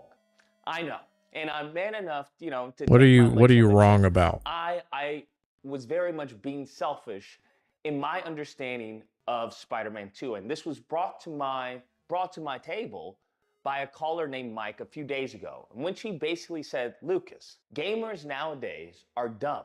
They're not going to be able to handle the web, the physics web-based mechanics of Spider-Man 2. And you were like, wait a minute, that means your hand was held. You had training wheels on. And he said, no. He didn't even notice. He didn't notice at all that his hand was being held during that engagement with the game. Gamers aren't the same anymore, Lucas. He legitimately didn't even know what he was doing in the game. So if we were to put physics into the game, like back then, you're going to have a bunch of people. I know where you're going. You're going to have a bunch of people. They're going to be on Metacritic saying, oh, this game is trash, it's broken, I can't. Which they already do that. They do that about any kind of game. It just seems like, so here's one of two things is going to happen. And I heavily believe this is going to happen because it happened to Starfield, and because this is all between the people that are going up against each other in the console war, in the console space, right? The quote unquote console wars. Here's what's going to happen. Spider-Man 2 is going to come out. It's going to get a rating. I say with some it'll get 8. Obviously, IGN's going to give it a 9, obviously. I think what's going to happen on Metacritic is that the opposition is going to come in and they're going to review bomb the shit shit out of fucking Spider-Man. To that point, I say, if they're review bombing the shit out of it, where are the people that are fans of it to do the opposite, right? I think that's gonna stir up even more fucking stupid conversations. And I think all of that is gonna get it put on. It's gonna put Starfield and Spider-Man further up on the list for Game of the Year for sure. Do I think Spider-Man, and that is not me contradicting myself, I don't think Spider-Man is Game of the Year, but it is going to be on the list, and that is a reality that has to be looked at. And I think that is going to get the Game Awards fucking ratings out of the ass. Like, straight up. It's going to get the ratings. So just be ready for those review bombs on Metacritic from the opposition. And if that doesn't happen, then it doesn't happen, right? Either way, review bombing something is garbage, especially if you don't have any real insight. I personally think Metacritic needs to either restructure or find a different way to make revenue, because whatever you're doing, because obviously giving the audience power is not doing a damn thing. It doesn't do any fucking justice whatsoever. So, and most of the people that review bomb, they'll get on and they'll leave like very, very vague comments, even more vague than somebody that would enjoy the game, right? And they'll leave these vague comments that, you know, they're like really minor problems. They might be like minor issues that somebody else hasn't experienced. So like anything that they write, somebody else could easily write off and say, well, you know, I never experienced those types of things.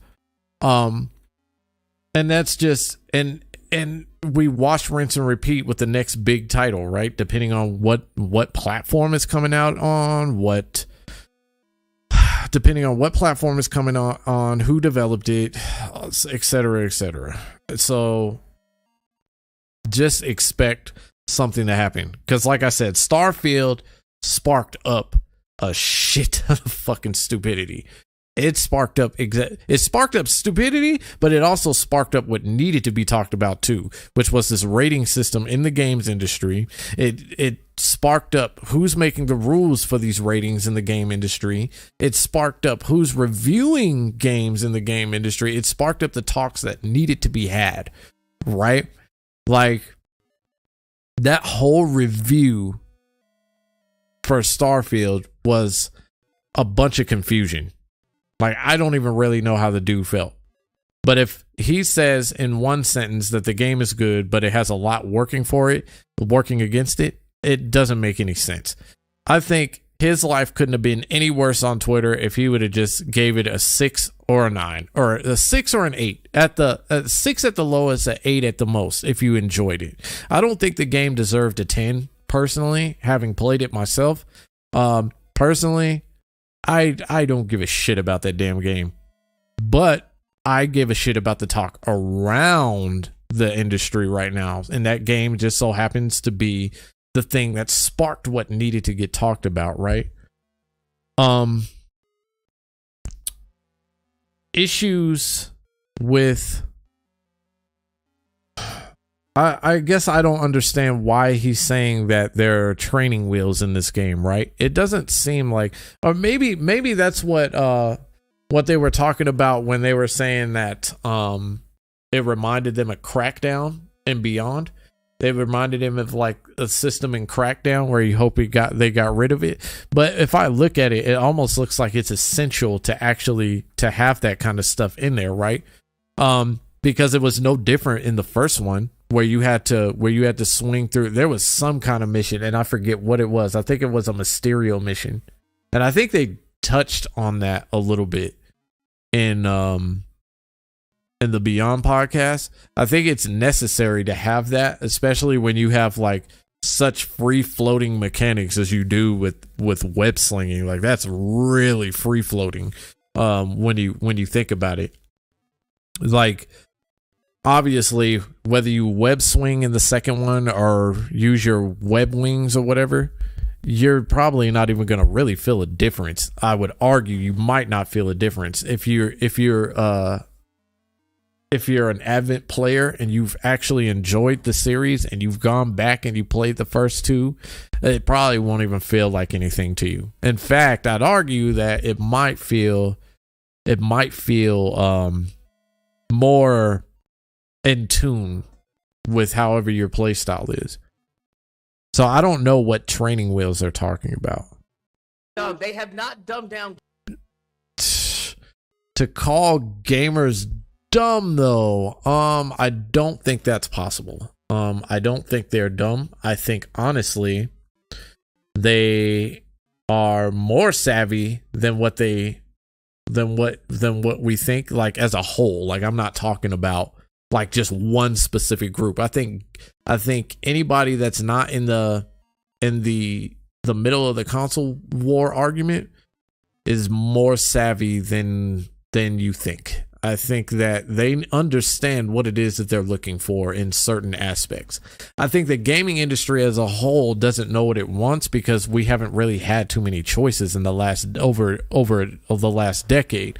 We've only had PlayStation bringing us out a few good exclusives at a time, and maybe I'm wrong, but if you compare their releases from PlayStation 4 to their releases of the PlayStation 3, of the PlayStation 2, I think you would see a vast difference in the amount of productivity that they were bringing in the last gen, and even in this one, even in this gen, it's starting to show. So I wouldn't discount gamers as a whole as far as like whatever you call training wheels. I think that if you want to discount the community as a whole, it's the discourse around these talks and what we allow to actually have happen for something that's not even that damn serious, right? Like it is not serious enough for me to go out online and sit there and call somebody all kinds of B words and all this shit, call a person out of their name rather than argue with the points that they're making as far as like, or what it is that they're doing as far as that makes the industry look bad, right? Because me personally, I enjoy the industry. I don't want to see any part of it die. And I think like with the talk that we have, I think we could easily be on a path. We could be on a very bad path.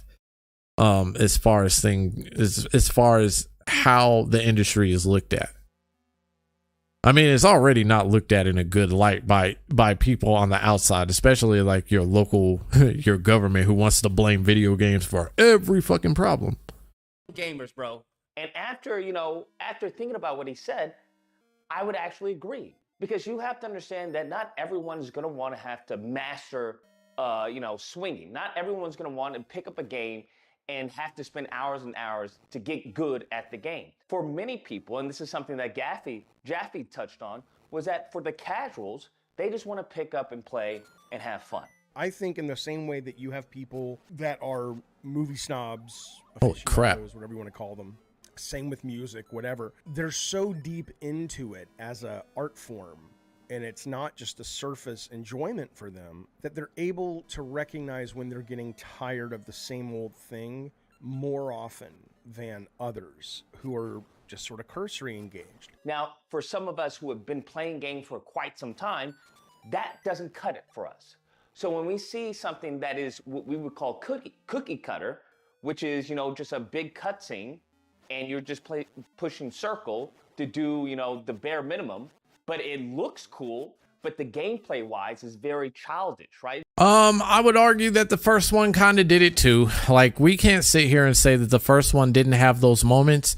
If you want to call that much cookie cutter, then fine. Like, Be My Guest, or no. Yeah, if you want to call that cookie cutter, Be My Guest, but at the end of the day, you saw it in the first one too. And nobody said anything back then. I think that enough time has passed along that, like, and this is where I say like gamers are actually more savvy than you think they are to what it is that they're playing. because enough time has passed by to where people automatically know what the formula is. So if you know what even what you deem as casuals know what the formula is. So if they know that that's the formula and that's their choice and that's the formula that they like to roll with, then that's ultimately their choice to roll with. It doesn't make them dumb. It doesn't make them wrong per se.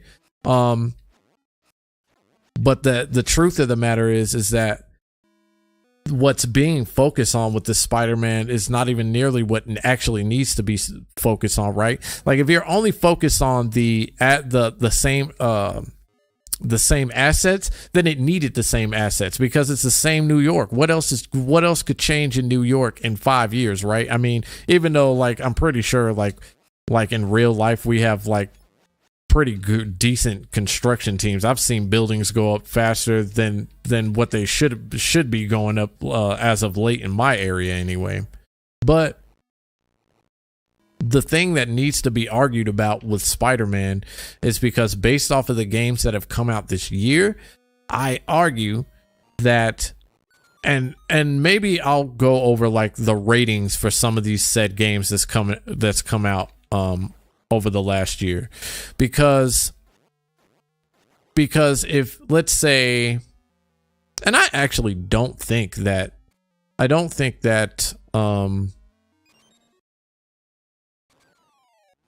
what is it? I don't think that Resident Evil 4 got a bad rating per se. I think it actually got a decent rating or whatever. But let's say it didn't, right? Let's say it got a 6. And we'll look that up for more context later, right? Let's say it ended up getting a 6, and this game gets the 9 that IGN says it's gonna get. If that's the case, then why would 4 not get a good rating? And this is just a hypothetical, right? That's the conversation we need to be talking about, because we've had really great titles. For this one to be looked at as such a praise for doing something that other games have ultimately done in a different way, but it hasn't done anything revolutionary. As far as game wise goes, that's more or less where I'm arguing that this is the same fucking game. No matter what kind of extra shit that you add on, like what did you have to take out just to add on first and foremost? But it's the fact that it definitely is going to play. It's going to get old. It is not something that we're going to talk about for years on to come. I do not believe it. And if it is, if I'm wrong, then I'm wrong. And it's okay if I'm wrong. I think I'm good with, I'm really good with being wrong on this, because ultimately we want games to succeed. It's just the talk. It's the people. And I know everything that I listed off is not going to sound like, oh, it's just the people. Like, no, it's the people. Because this is how we talk about games. We see the games that we like and we take them to the extreme. We see, but we've seen more or less the same things. So what revolutionizes the game that you're talking about? I see nothing that revolutionizes Spider-Man. You know what I do see that gets revolutionized? That's revolutionized. I see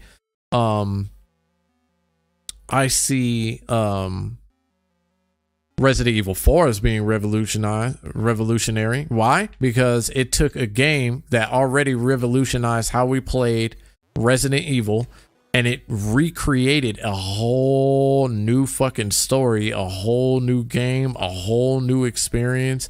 So it's just the impact level.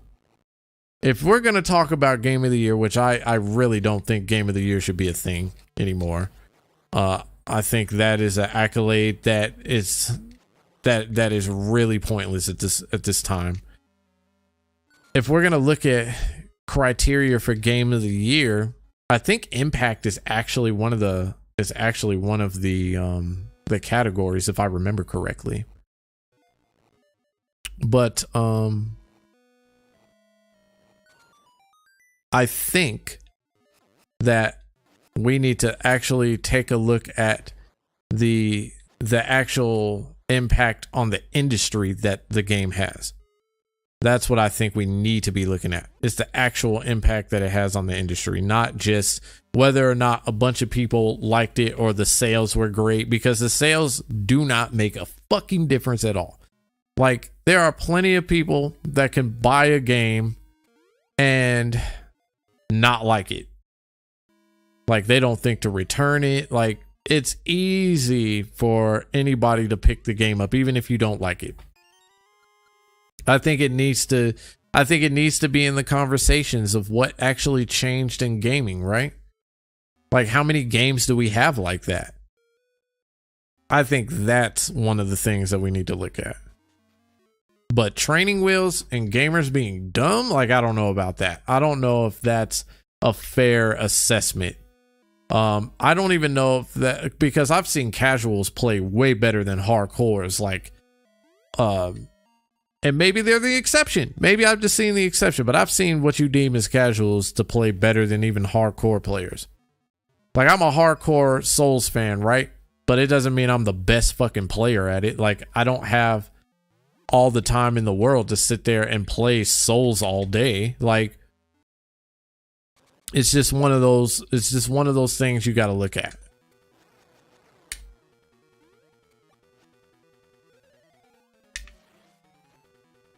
I don't know which way this thing's gonna go.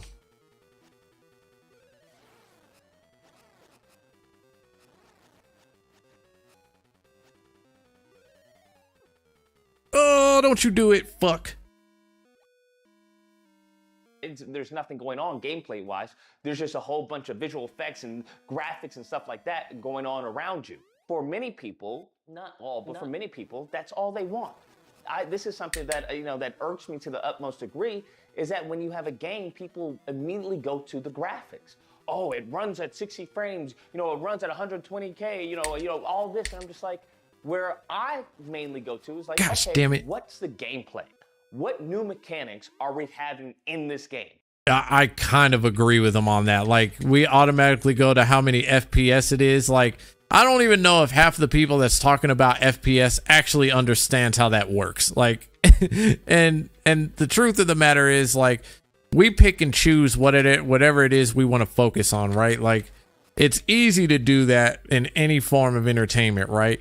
But FPS definitely needs to die, but I don't think it's necessarily for the reasons that he's talking about per se. I think it's because of the simple fact that we'll sit here and say, well, this game runs at 60 FPS, but then we'll dogpile it.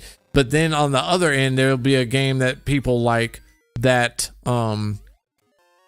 that runs at 30 FPS, and that turns out to be better than the game that runs at 60 FPS. And then it's just like, we just forget that FPS even exists in the first place.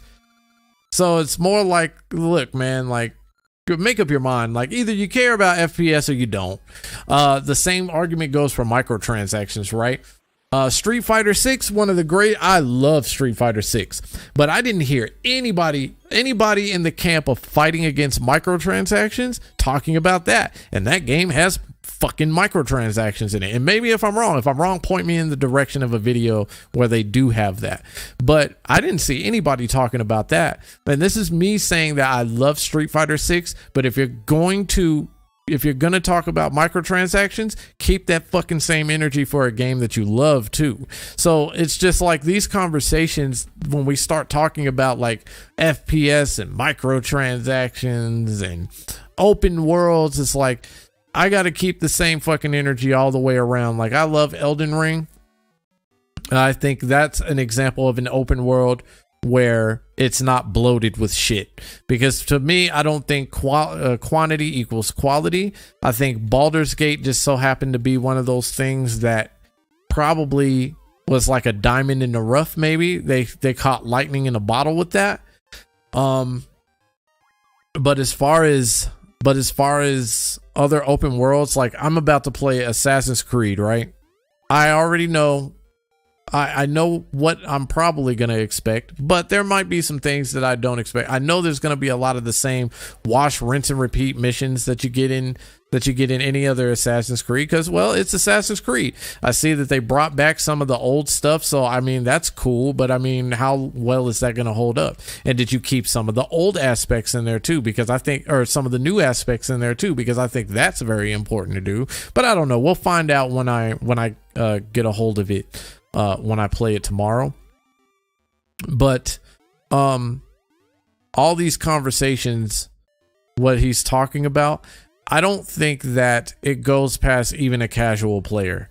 I think casual players just don't focus on some of the stuff that like more hardcore individuals do. Like, I don't think they should either. If they're not in it for that, I don't think they should have to. I don't think anybody should have to, really. I think that things became elitist because of how video games were viewed over history, and I think if we were to change that aspect of things, we are not having this conversation anymore. I want to see something that I haven't done before in other games, or they have a fresh new take on older mechanics. Because I don't know about you, but if I have to have eagle vision one more time in a game, I'm gonna lose my mind. It's a tired out mechanic. Where every game, for example, the new Assassin's Creed game, I'm gonna get it because I like Assassin's Creed. I like that they're going back, to their roots, which is, something I think they should have stuck with. But, bygones be bygones. And they have the mechanic where he can, teleport and do multiple kills. And I'm just like, I've played that too much. That's the one thing I might have an issue with, because that's definitely going to be something new to get used to. And how far are they taking this whole mystic arts thing with the fucking Assassin's Creed series, right? So I don't know. We'll find out when I play it tomorrow again. Too many times. It's no longer a new fresh take on stealth kills. What he's saying is like there hasn't been an example of like a lot of there hasn't been an example of a lot of choice in the game industry lately, and we bring that partially for the fucking open world and live service games genres, right? Like when you make your games live service or anything like that, I think the problem that we have there is that you're utilizing your space to create games out of convenience and not out of the reason that you should be creating games, which is for the entertainment value. If that's the thing that you're thinking about, if you're thinking about the entertainment value, like value period, like your goal is to make money, so why not, right? Let me see if I can call him.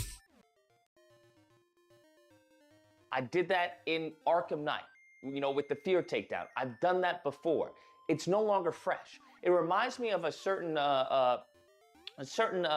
scene or a certain effect that many of the movies had. Remember the time, I forgot which movie actually, started it, but remember the time where there would be, a medium shot, you're inside the car and you're watching the person drive, and then out of the, in the far distance, you see a light, and the light would get closer and closer and be a car accident, but you got to see it from like the passenger side. And when you first saw it, or when I first saw it, I was like, yo, that's a cool shot. That's freaking awesome. And then as time went on, everyone started doing that shot. And I was like, okay, now it's not fresh anymore. Now we need some more innovation. And that's what I'm looking for, but in Spider-Man. Because for me, honestly, I want Game of the Year. That's what I want. Because I want Spider-Man to be up there with Sekiro. I want it to be up there with Overwatch, with Zelda. Why do your favorite games need to be Game of the Year? Have we ever thought about that? Like, why is that so fucking important? Like, I don't think that is that fucking important. I don't know. Like, it's crazy that we can't just have a good game and it not have to be game of the year. Now it's just like ultimately like competition between people that aren't even making money off of it. They're just giving away their money, right? It just doesn't make sense to me. I wanted to be up there with Game of the Year. And unfortunately, it seems that's not where Insomniac is. Insomniac is making food for the masses. And that is just me being selfish of wanting them to do a game that I think it would be better for a more mature and older audience. Don't get me wrong. McDonald's is great. Spider-Man is not for fucking mature audiences though. That's a character created for everybody. Now, if you were to say like maybe the Punisher, if they put out like a Punisher game or something, like I think Wolverine is actually the Wolverine game would be more of an example of a genre that wouldn't be for everybody, I think, because Wolverine, for all intents and purposes, is very violent in the comic books. Like this dude has cut off people's heads, limbs, like he's had limbs cut off, or he's been slashed and hacked to death. Like Wolverine is no fucking child's play. He's no children's storybook character. Like he is 100% like Mammal. Like he is 100% like, I will cut you down at the blink of an eye. And all the stuff that you've seen in like the classic like X-Men cartoons is really dumbing him down. Delicious, but at the same time, there has to be, there has to be a Mastro's for a McDonald's. Everyone can't go to McDonald's. Not everyone likes McDonald's. So for another crowd, there has to be a Mastro's where a more mature audience can go. And that's not to say that the Mastro's can't eat McDonald's and McDonald's people can't eat at Mastro's, but there has to be a variety. And when it comes to Sony, when it comes to PlayStation, if you keep on giving us this McDonald's, which don't get me wrong, it's good, it has a time and a place, but there's gonna be an audience where it's like, okay, I've had that. I want something that's better and newer. Give me something, feed me, okay? You're feeding all the kids, now feed the adults. Because I've been trying to make this game in something what I would make it, right? How I would create it. And I would create it and I would want to innovate. If you give me a team of 15 to 20 people with a good... Mind you, I'm really surprised to hear this guy say that, because he used to shill like crazy for the fucking industry. He used to shill crazy for PlayStation, not the industry. He used to shill crazy for PlayStation. I don't know if he still does or not, but he said some wild shit when it came to like PlayStation and whatnot. But that, you can't argue with that. The PlayStation definitely needs to get more innovative, but people that aren't fanboys have been saying that for fucking years now. Like where have you all been? And that kind of is a testament to like being able to read the room and how much of an influence that you can really be on your audience. Because if they didn't know how to read a room, then their fucking extreme fans definitely don't know how to fucking read a room at all. Like, and when it comes to being innovative, like PlayStation, the only thing they've done is tell the same fucking stories over and over again. That's what they've done for the better part of the last decade. Like, if you don't have a child next to your main character at this point now, it's obviously like it's probably not going to be looked at as a PlayStation title. Like, we already know what the deal is when it comes to how they tell stories. I mean, they did it with God of War, The Last of Us. Gosh, I'm surprised they didn't do it with Days Gone. I'm very shocked they didn't do it with Days Gone, but hey, good that they didn't. I just wish Days Gone would have been better. And then another thing is that they've been doing a lot of this post-apocalyptic shit, right? Or with God of War, it's basically the start of the Viking apocalypse. So it's just like, what the get a new narrative at this point. And I think that this is why I say like Spider-Man is going to become like their new flagship, because ultimately what's going to end up happening with that is that when The Last of Us is on hold, they are going to straight up use Spider-Man the same way that they do The Last of Us, minus the fact that I don't think they can do a TV show on it, because I think Disney owns the rights to it now. I think Disney owns the rights to Spider-Man, but they can make games if I'm not mistaken. I could very well be wrong on that one too, but they're gonna look at what was I gonna say? They're gonna look to Spider-Man to be their next flagship. And another thing too, I think another thing that's being missed is what are they gonna do with Wolverine whenever that game comes out, right? Are they gonna mash it up into their own little Avengers? Because if that's the case, like the movie Avengers is already looking like it's in trouble. So how much of a success do we really think that they'll have with a video game version? A substantial a budget, all right, that Insomniac has and whatnot, I can definitely come up with some innovative ideas for Spider-Man, 100%. So the only issue that I can see that Insomniac may be dealing with is either A, time, and B, the overlords, okay, the corporation, which is, hey, we want a sequel within this time period. And this is something, once again, Jaffe, talked about, where it's like, you're gonna need time to innovate, right? You're gonna have to throw stuff in the engine, see if it works. You're gonna have to prototype a lot of this stuff. And if you have a limited amount of time, you're not gonna be able to innovate. So that may be a restraint that Insomniac is dealing with. So when it comes to, hey, we have a sequel, what is something that we can get out that would appease the masses, right? And something that would appease the masses is web wings. I said I wanted web wings. Probably they look at other, content creators and what people are saying, web wings. Now, there are other things that they could add and innovate, they just don't have the time to. So they're trying to appease the majority amount of people in the shortest period of time with web wings. That is their best bet. Web wings. Hey, it's something fresh. It hasn't been done before. It'll appease, the masses. And when it comes to me, I don't know. I don't know if that's the case, to be honest. I don't think that is the case. Well, it might be. And if so, why not? Because you ultimately want to draw in more of an audience, right?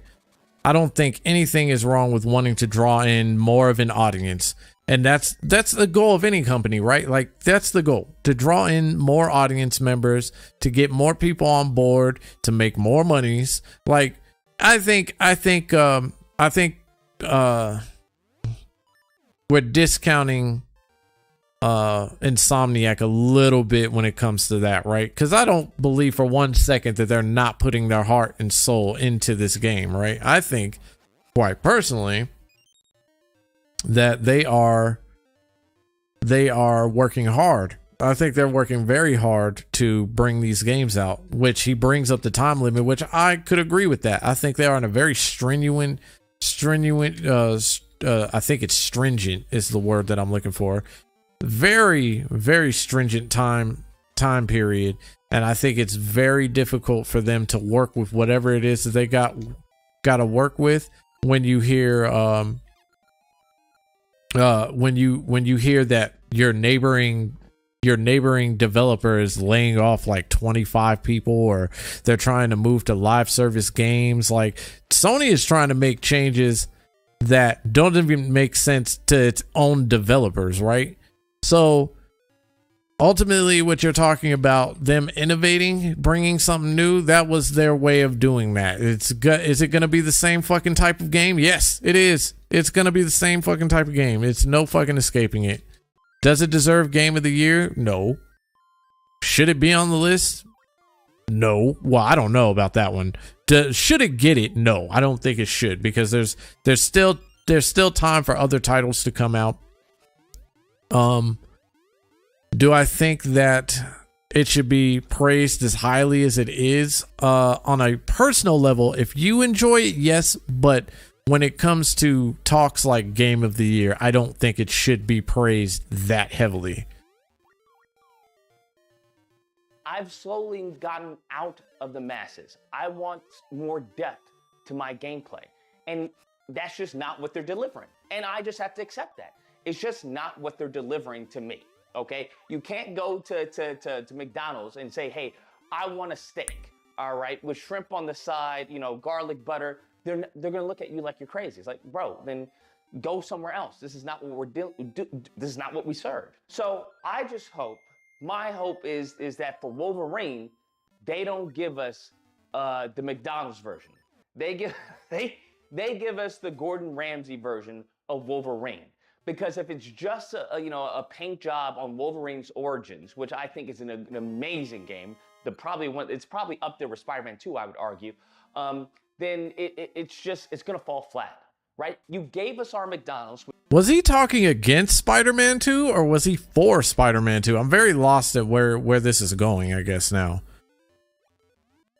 Because he made it sound like he was wrong about what he thought about Spider-Man 2. Maybe it's the player surrounding Spider-Man 2? I don't know. Which is Spider-Man 2. Now give us some Mastros, bro. Give us some Boa, okay? Give us some food for the adults. And hopefully that is going to be Wolverine. Anyways, guys, that's a bit. That's another thing. Like, why does it need to only be for? Why do we look so much for adult games? I feel like that's like a really childish argument to have. Like, this game looks like this, therefore it is childish. Like, man, play whatever the fuck you want to play. Like, seriously.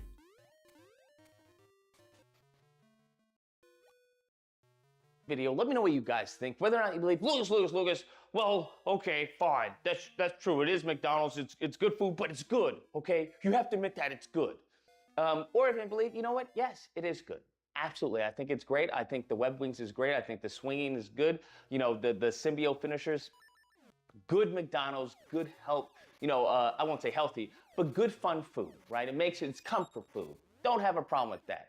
Now, if it was up to me, I would probably go a different direction. I would actually make some serious changes that would have people going, wow. Because that sense of wow, I don't think it's present in the same sense of when we first saw Spider-Man PS4. And once again, Jaffe talks about this in his video, where it's like, you don't want more of the same in the way you think you do. You want more of the same of, wow, that's freaking cool. You want that emotion to happen. And for some, if not many, that emotion isn't there. You'll accept it because it's like, hey, it looks good. But that same, you know, your stomach dropping from seeing new footage and it's like, oh my God, whoa, how did they do that? That's not there. And that's what I hope they give. Which is true, but then the person who said that, we got to look at him too and his history and ask, like, what the fuck is your excuse then? Because you more or so make the same fucking games over and over again. So what fucking did you innovate in Ragnarok that was so great? Like, there was nothing to be impressed with in Ragnarok to me. Give us hopefully for, you know, the third one, or, you know, they give us for Wolverine. Nevertheless, if you happen to disagree, you're more than welcome to call in during disagreement days, which are typically held Friday through Sunday. There'll be a number on screen. You call in, we do get out. Either or, that's the video. Hope you guys, you know, like, share, subscribe, that fun stuff. And until next time, guys, be amazing. But, you know, bygones be bygones. Bygones be bygones? Were you beefing with?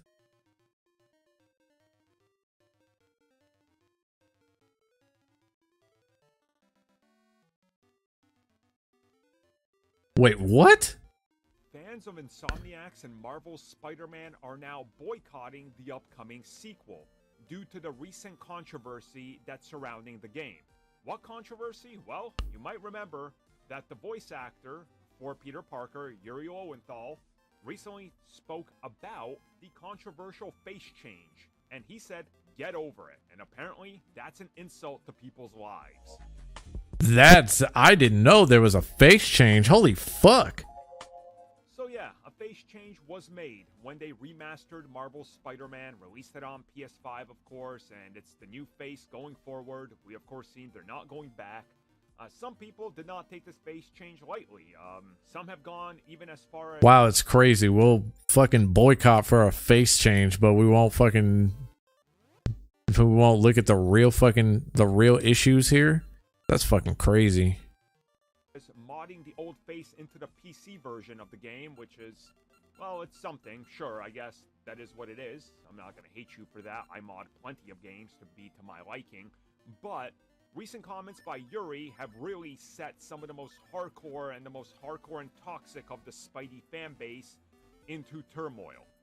He recently did an interview with Comic Book, which I covered, where he said, "You don't like the face change? Get over it. I like it. I'm behind it. Everybody's behind it. It's the new face. Get over it." And now there's a boycott and a giant, and I put giant in quotation marks, boycott, where the Spider-Man fan base feels insulted, attacked that he would do this, and they're not going to buy the game. Spoiler alert, yes, they are. They built their entire personality around it. It's like the people that are like, I hate Captain Marvel. I'm not going to see this woke garbage. Then they go buy a ticket and show up at the film an hour early to take a picture of it empty to show you that they're not going to support it. Does anybody else get tired of that shit? Like I get tired of hearing about how something's success depends on the storytelling. Because it does. But how it's like we want to dictate how somebody tells the story, if that makes sense. Like, if I don't like the story that you're telling, then I just don't go I just don't go for it, right? I don't give a fuck about it. That's end of discussion. Like, for instance, he talked about Captain Marvel, or for instance, I didn't go see Captain Marvel because I didn't want to. Me personally, I don't like Brie Larson, and that's okay. Like, she understands that I'm just one fucking person. She has like thousands of fucking fans, probably millions of fucking fans. Like, I'm just one fucking person. What does my fucking opinion matter about her, right? But it just gets old hearing about how people don't like the way that somebody tells a story, and so therefore you must boycott it and then ruin it for somebody else that might like the story. Does that make sense? Here's the thing about entertainment. If you don't want a narrative pushed down your throat, don't buy into it. It's that fucking simple. Like, I think people are like, I would like to believe that people are more pragmatic to think for themselves and know what they're going to get into should they buy into whatever story is being told to them, right? I would think that, but I guess I would be wrong on that one too. You see what I'm saying? I remember back in the day when they changed elements of Call of Duty. Every single Call of Duty, a group would pop up being like, we're boycotting this, especially on like Steam. And they're like, we're not going to buy this. We're not supporting this. The day the game comes out, more than 80% of the group is playing the game. This is just how it works. It's all talk, no action. I dare you, if you're one of the people that's saying you're going to boycott this, to boycott this. Stop talking about it. Stop monetizing your videos and your articles on whatever you're writing for, whatever you're making videos, whatever platform you're on, right? Stop. Because you're giving them free publicity. Oh, you're not going to because you're making money, right? Exactly. That's the thing. It's all a bunch of garbage. It's fake being upset to just rally up a fan base who's so sensitive that they can't handle this small little inconvenience, and now they're boycotting this in name only. They're not really boycotting it. I guarantee you they're all going to be doing their review and talking about it and hyping up this game the same way that they did, after some controversies at the first one. Remember Puddlegate? Oh shit, I totally forgot about the whole Puddlegate thing. I totally forgot about that. Like, I forgot that people made a big ass deal because I think it was the lack of puddles, or there were too many puddles, some shit like that. That was the stupidest fucking thing, actually.